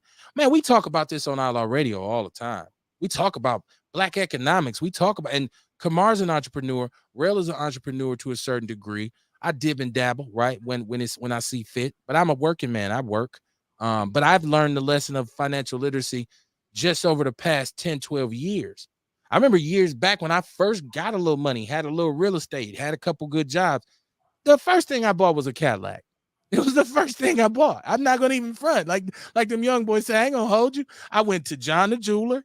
I talk about this all the time. I still got some pieces upstairs that's dipped in ice. That was walking around like, yeah, my pinky ring glistening and all this. And guess what? I was soon broke with a lot of overhead. I was soon broke with a lot of overhead. Still got the same bills, but I got less capital, right? Like, so that led me right back to where I started from, which is nothing at all. And it was some other mitigating factors as well. But I mean, the story is there. But like I say, this is why I can criticize my people, because I'm one of y'all. I've been where you at. Like, I know what we do. I know how we get down. I know how we are in the community. I understand the desperation. We criticizing people because people say, no, I work hard. Why can't I go get me a Tommy Hilfiger fit? Well, I think the point to that is you're working hard, but are you working hard to buy Tommy Hilfiger?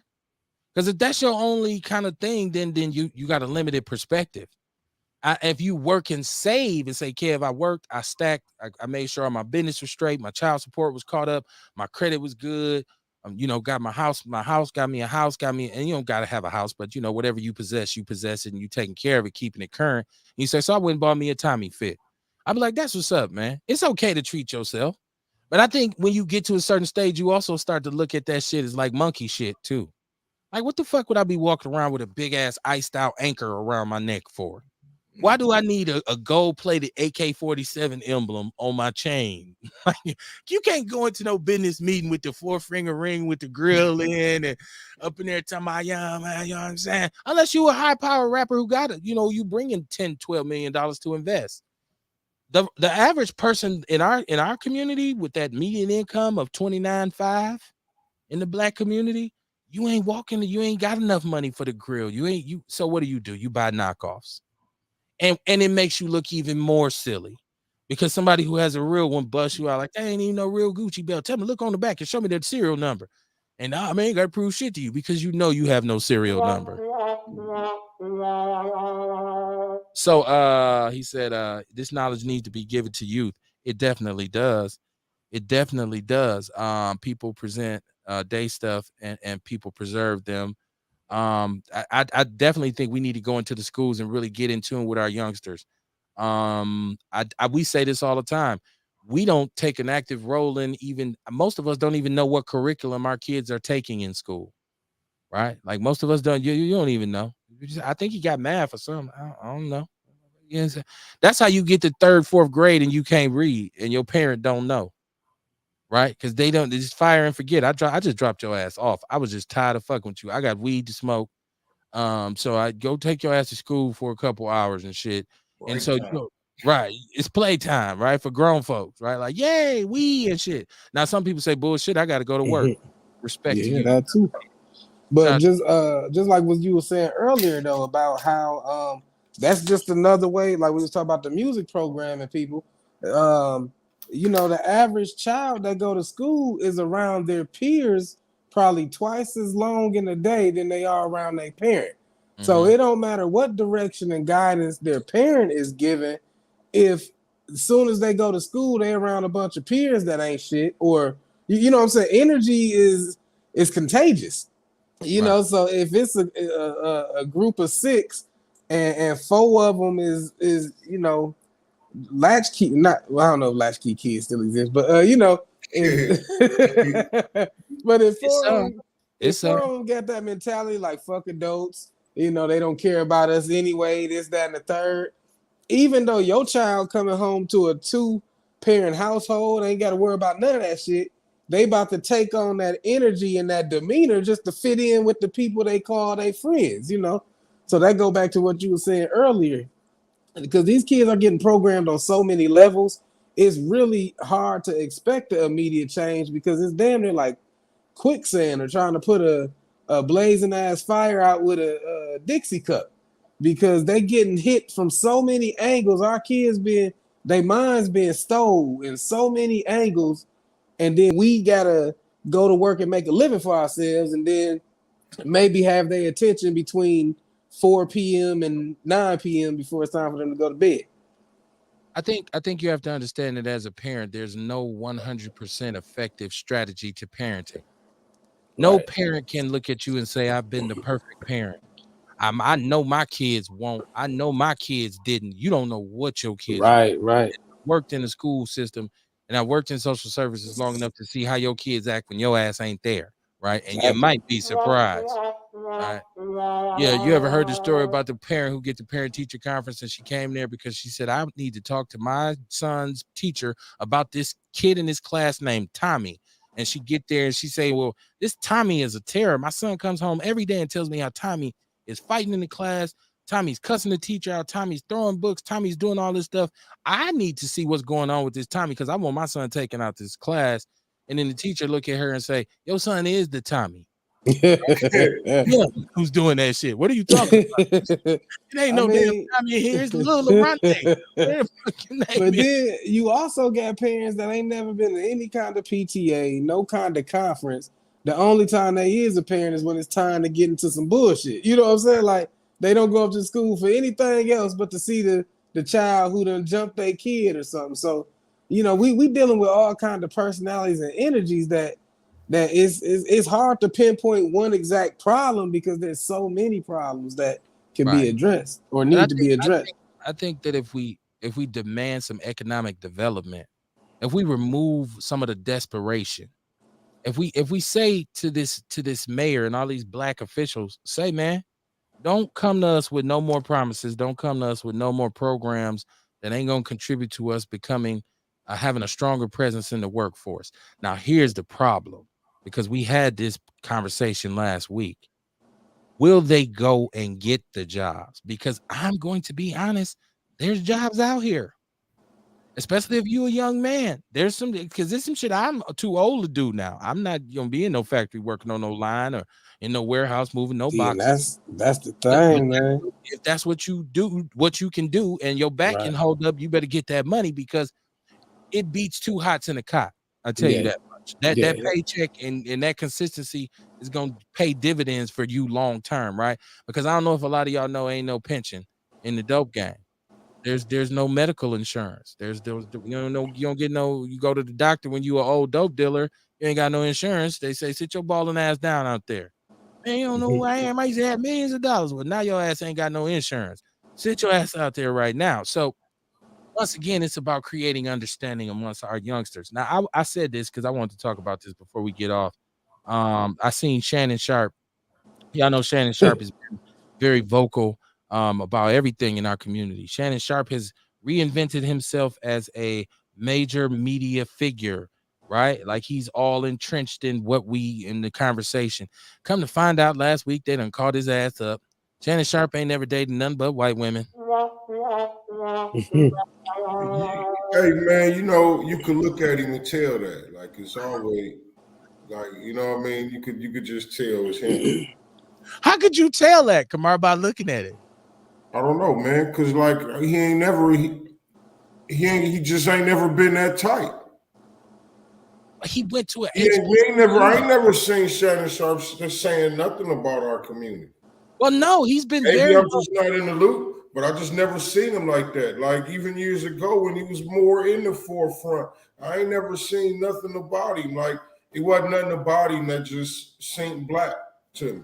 No, I actually, Kamar, I'm telling you, if you go back, like his podcast now, that's highly rated, nothing but black guests from our culture. Well, now, yeah, but I'm talking about. But this been going for a minute. Like he stepped in against Ray Lewis years back when Ray Wait Lewis. a minute, I'm thinking my bag. I thought you said Sterling Sharp. No, Shannon Sharp. No, Sterling. No, Sterling is like, nah. Sterling be like, fuck everybody, like he was when he played for Green Bay. I thought you said Sterling Sharp, man. I'm talking about Shannon. That's why I'm like, man, even years ago, you know what I mean? You never heard him to step into the forefront. I'm tripping. No, man. Shannon been at the forefront of everything. He's been out here. He's, like I say, his podcast, he has the hip hop, the rappers, the black actors, the black comedians.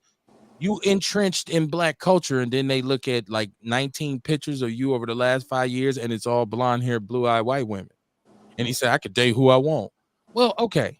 My mom used to say, get your money where you get your money, right? Like, so you sell us, it's like you sell us one thing, but then you selling it to us, and you trying to make it look like you love us and you appreciate us, but you don't deal with sisters. I've never understood. Now, once again, let's lay this out, because first of all, I don't give a fuck who you date, right? I don't care if you marry, do whatever you want to do. Whoever makes you happy is what it is. I know a lot of good brothers who are married to white women, so this is, like you say, if the shoe fits, buy a matching purse, right? If you a man and you say I love women, right, and you out here, and I see you this week, you with a Latino woman, cool. Next week you got a black woman, cool. Next week I see you with a white woman, cool. For me, that dude love women. Whoever the finest one to him, that's who he going with. But if I see you and over the last 5 years, you have not had anything but white women, that tells me you have a preference, which would indicate to me you have an issue with yourself or your people, because you can't find no beauty in black women, and you got money and you got prominence, but all you ever, and they all look the same. They're all blonde. They're all skinny. And once again, if that's what you like, that's what you like. But it's one of those things where I hear what you say, but I know what you mean. I see you buck dancing and coon stomping. Skip.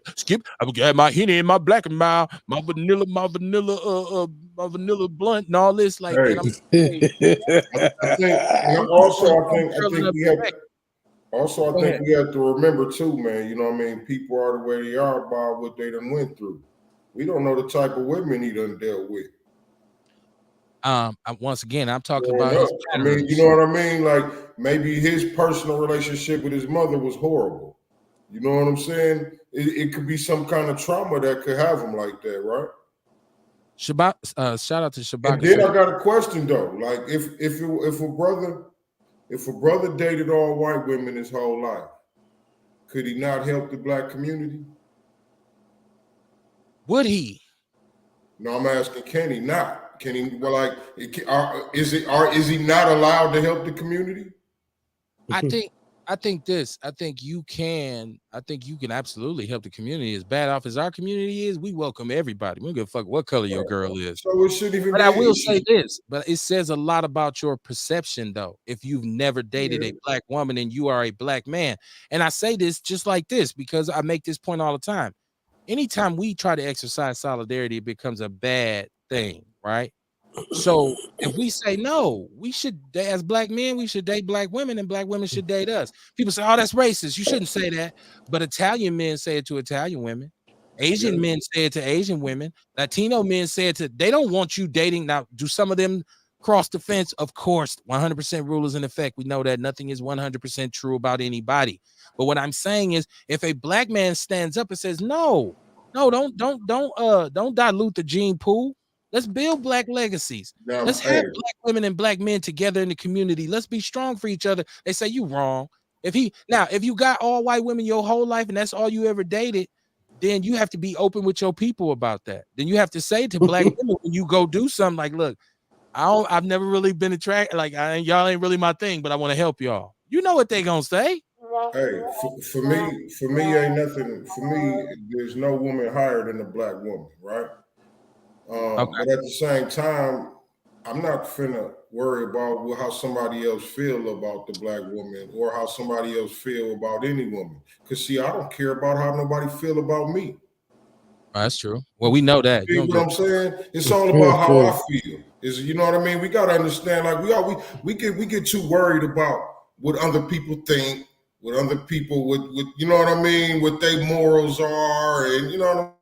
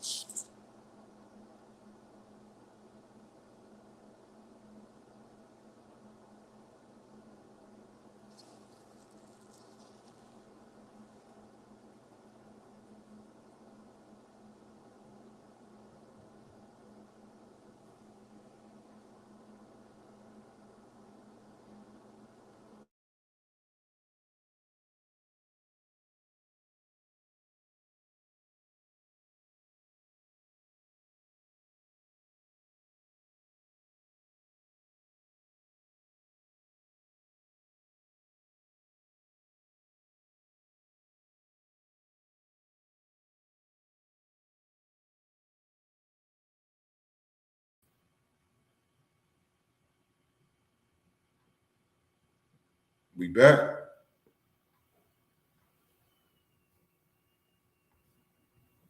All right, all right. Mr. Buck. We back. We had some technical difficulties. We lost Rail. I don't know if I had He got lost in one of the cyber wires. Right. We went to talk about white women, and they was like, cut that shit off. Don't let them motherfuckers go. Oh yeah. What's going on, Shabaka? Yeah. What's going on with you, man? Yes, sir. We're having a podcast marathon, man. This weekend starting Friday night till Saturday, man, in honor of Ancestors Day. And I caught you here, man. I'm in Los Angeles, California, and this raggedy ass place is more tore up than it was when I left it. And so we're asking all our scholars, such as yourself, PhD, bachelor holders, the master's degrees, to come join the podcast, drop knowledge. Some episodes will be uncensored. Generally, the nighttime ones during the daylight hours, we're going to keep it clean because, you're going to have the kids and the young people and stuff like that. And we're expanding, man, at Frontline Black News, man. You know what I'm saying? And we love to work with y'all. Oh, yeah. I was actually trying to get on with y'all the other night, man. I'm old as hell, man. I get sleepy. I be having to go in the house and take a nap. How old are you, Mr. Barr? I'm 46 years old, man. Man, you're still a baby. Wait till you hit 60-something, man. Where everything hurts. Babies need naps. Babies need naps, though, because I sure be needing them sometimes. So I sitting in the garage like, hey, I'm going to get on here. I can't wait to chop it up with them. And then I was like, you know what? I'm finna go. I got to go in the house and go to sleep. I was nodding and shit. You thought I was a heroin addict. But I'm going to definitely support that. Oh, yes, sir. I'm going to support that, man. I'm going to support that. So, and then what you could do is inbox me, man, which would be a convenient slot for you and the crew. You know what I'm saying? I appreciate the witch doctor out there.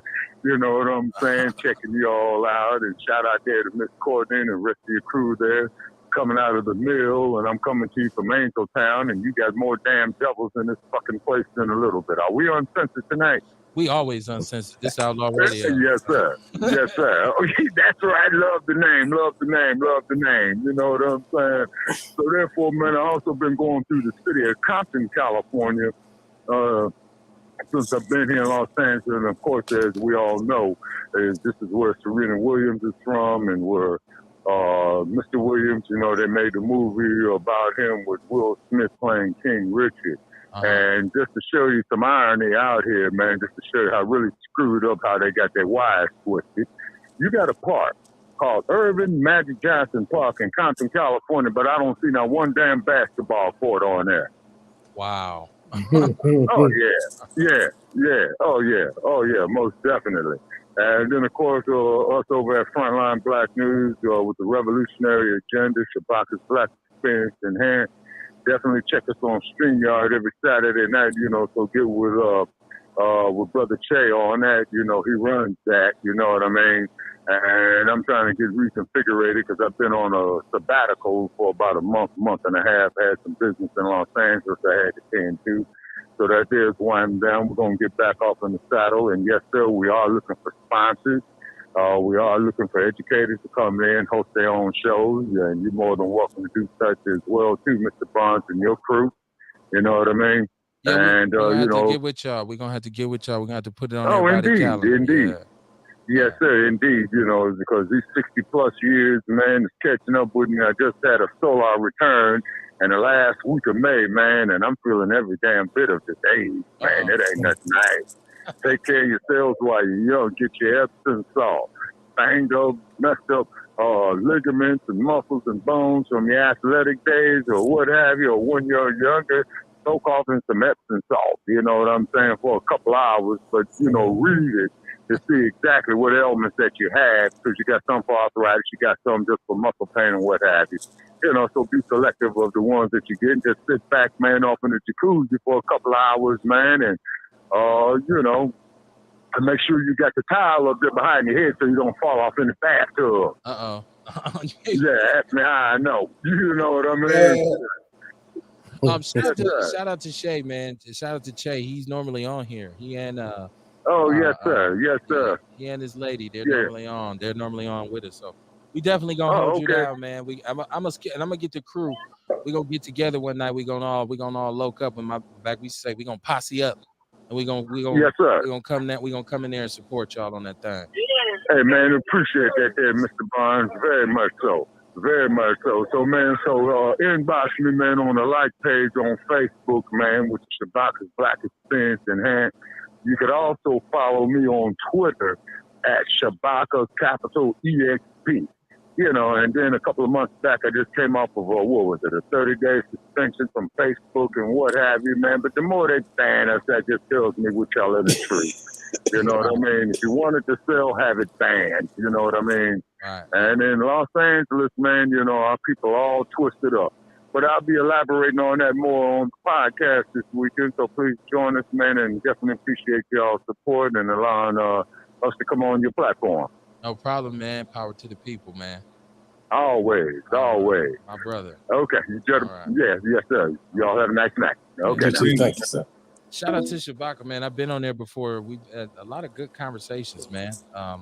Well, you know, some powerful, and I like to talk shit sometimes, right? Like I like to shoot the breeze sometimes. Sometimes I be wanting to talk sensible and shit. So, you know, sometimes I had to actually call Kamar and shit. Like, Kamar, I'm just looking at this and I'm trying to make sense of it because I'll be needing some serious conversation. And I don't trust or invest in a lot of people's opinions nowadays because people be all over the place. Did y'all see this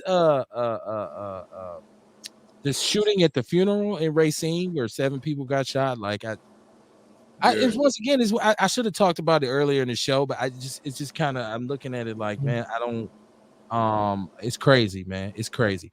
I wanted to put a cap on the Shannon Sharp thing, and I'll get back to that. We'll push that off to Wednesday. As we say, we'll put that in the parking lot, and we'll talk about that more on Wednesday. But I wanted to put a cap on because Kamar asked a question about just because a person dates or has a white woman, does that mean he or she cannot help the community? Or of course, I don't believe that that's not true. If so, why should we worry about who they date? You know what I mean? Why should that ever even be a topic? I don't believe. But I will say this. I don't believe that they can't help the community, but I do believe this. To me, it says a lot about you as a black man if you don't have a black woman. Now, maybe I'm wrong. I might be wrong. I ain't saying go find you a white woman. I ain't saying that. You know what I mean? Now, like I say, ain't nothing higher ain't nothing better than a black woman. You know what I mean? So, well, no, and we raised that question. You know what I mean? That's something that I thought about. I've been thinking about because a couple brothers done reached out to me who date white women, and they asked me, like, man, you know what I mean? Like, I want to do some stuff to help the community. I want to get involved, man. I don't want to go through with everybody grilling me about my white girl and all that type of stuff. You know what I mean? So I'm like, if a black man is dating a white woman, like, I mean, can he be taken seriously as far as helping the community? I think only to a certain degree. And okay, and this is a tense, this is a touchy subject, and I don't really give a fuck if anybody's offended. Let me say that. If you are, you are. Turn the fucking show off. It is what it is. I'm not even apologizing for the shit. I said what the fuck I said. It says a lot to me about if you're a black man and you say you love your people and you say you want to help your people. It is not an intention, it's not necessarily a deal breaker, but it's a consideration that I say, well, if he loves his people so much, why does he not have a black woman?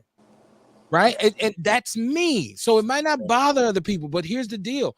More often than not, brothers who are with white women are a certain type, not all the time. There's a certain type of brother who deals with white women. Yeah. There's a certain type of brother who has a preference for white women over black women.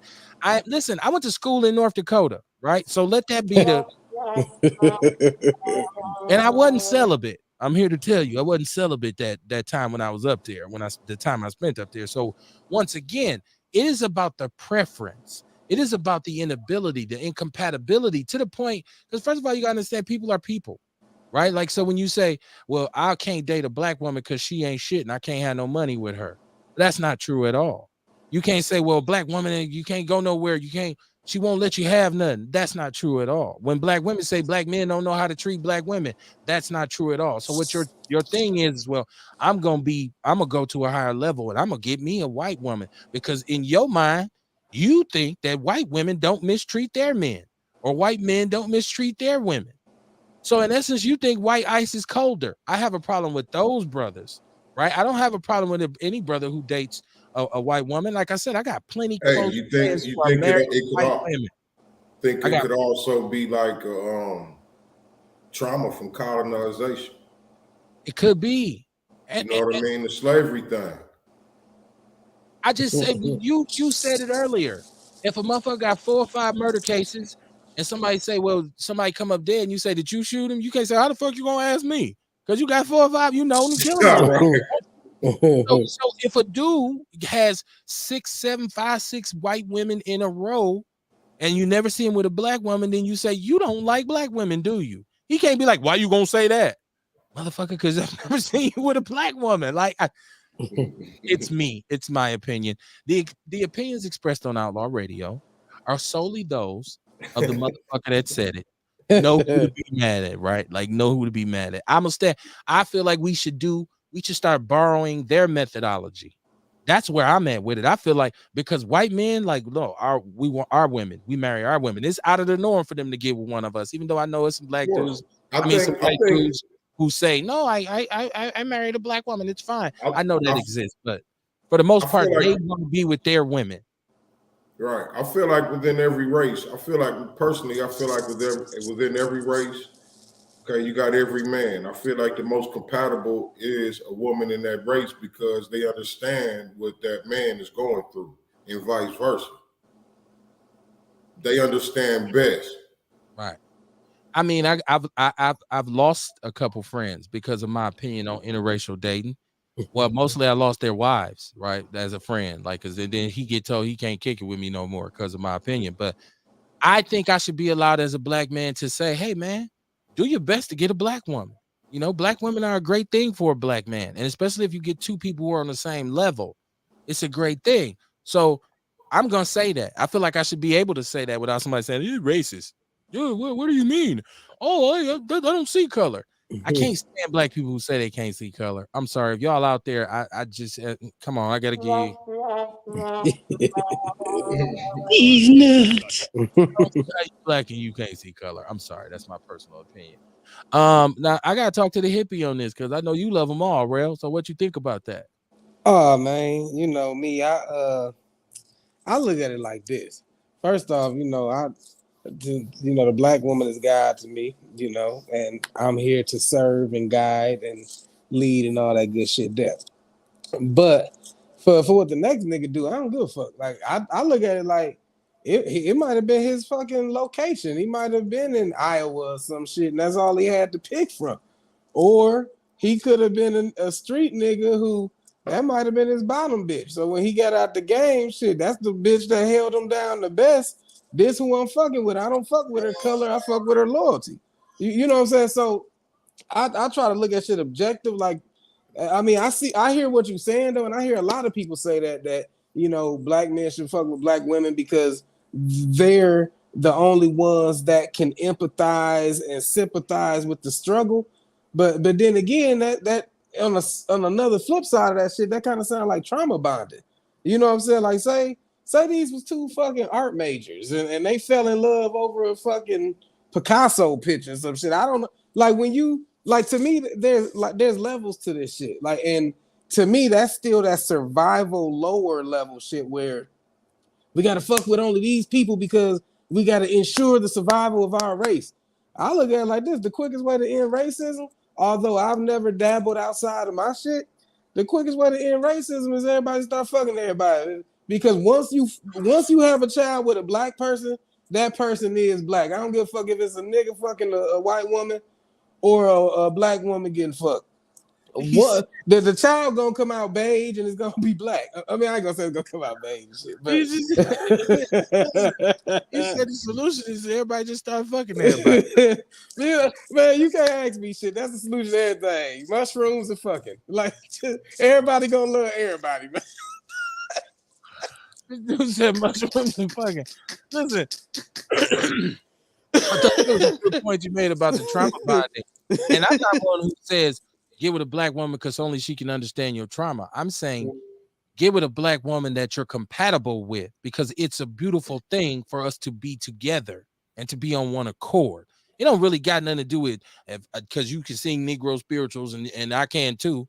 Or you understand, you got Martin Luther King speech memorized, and I say, but let's get married. Right. No, that's not. That's not. I wasn't saying. Well, no, and I ain't saying y'all, but I've talked to people that I need a ride or die. I need her to know if I look at her, she know to grab the shit. Like it's like, yeah, true. I mean, stupid. You operate with the motherfucker who vibe on your frequency. I tell everybody, there's guys for goddesses, there's pimps for hoes, there's husband for wives.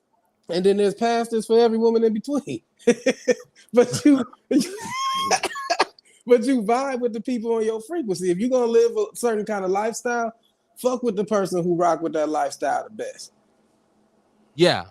Find somebody you're compatible with. I just happen to believe we're stronger if we are on one accord. I believe in the one. I definitely feel you. I definitely feel you. As long as and once again, love is love. So I'm old enough and mature enough to know that sometimes you just feel a person and they could be whatever race and you say, I don't know, man. That's who I want to be with.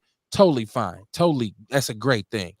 But don't be psychologically attached to something or no, I see what you're saying. Where they represent a status symbol. But you got to understand, for some people, and this ain't excuse and shit, and I know what you're saying. There's people who's together because of love.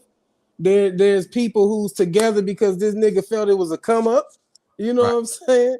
And then there's the shit. You got a lack in a white girl type shit. You know what I'm saying? That was the hood rich status right there back in a certain era. Yeah, well, say one step closer to heaven, and Iceberg Slim called him the alabaster super cunt and all that kind of shit. I hear black pimps talking about you pimp no black, you pimp white girls, you do way better.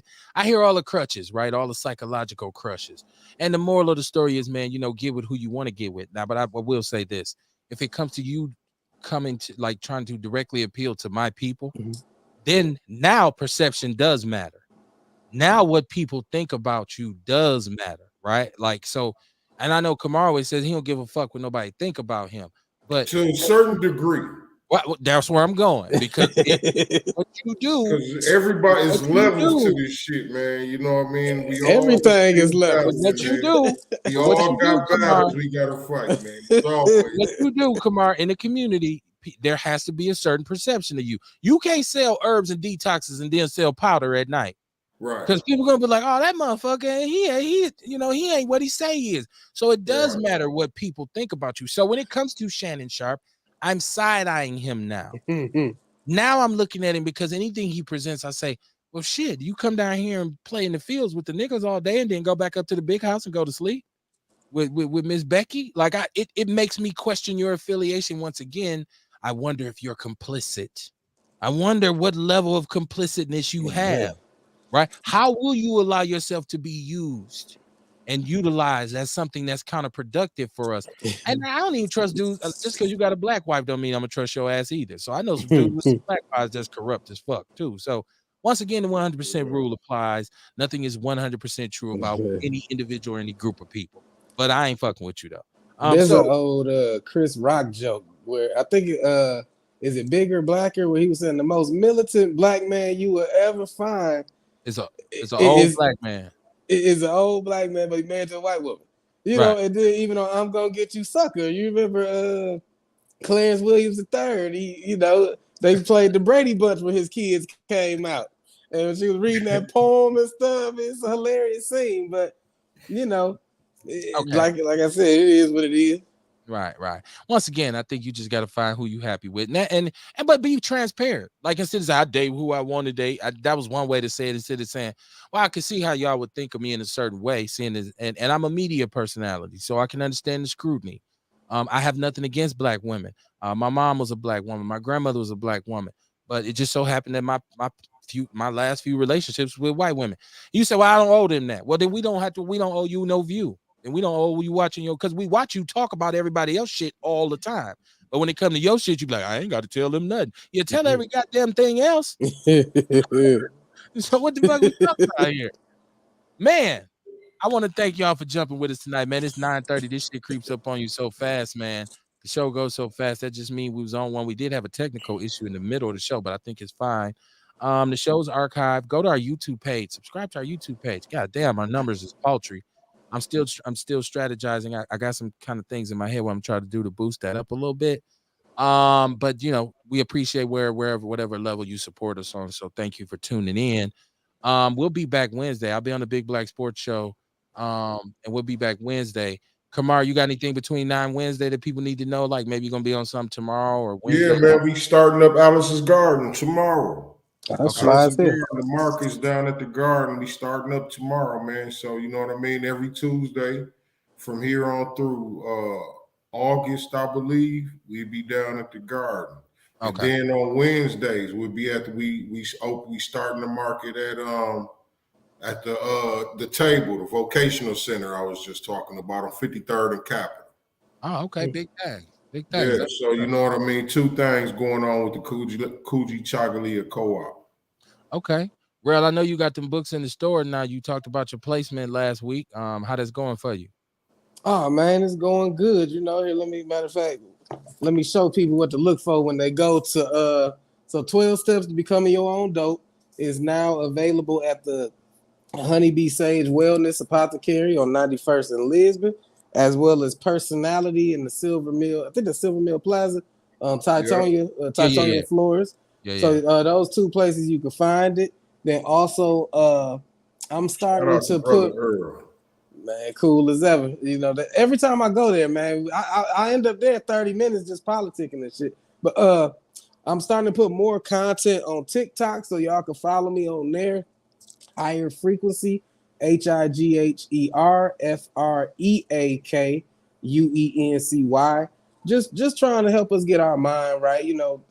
Tips and tricks to get your manage your perception, manage your emotions, learn emotional intelligence, and also I used to dabble with being a Sunday school teacher and preacher and stuff. So trying to give people more of an understanding on the practical application of the concepts in the Bible so that we got to demystify everything. You know what I'm saying? So those are some things that I plan on doing on TikTok. So if that's what you're interested in, follow me. And then also my book is on Amazon as well.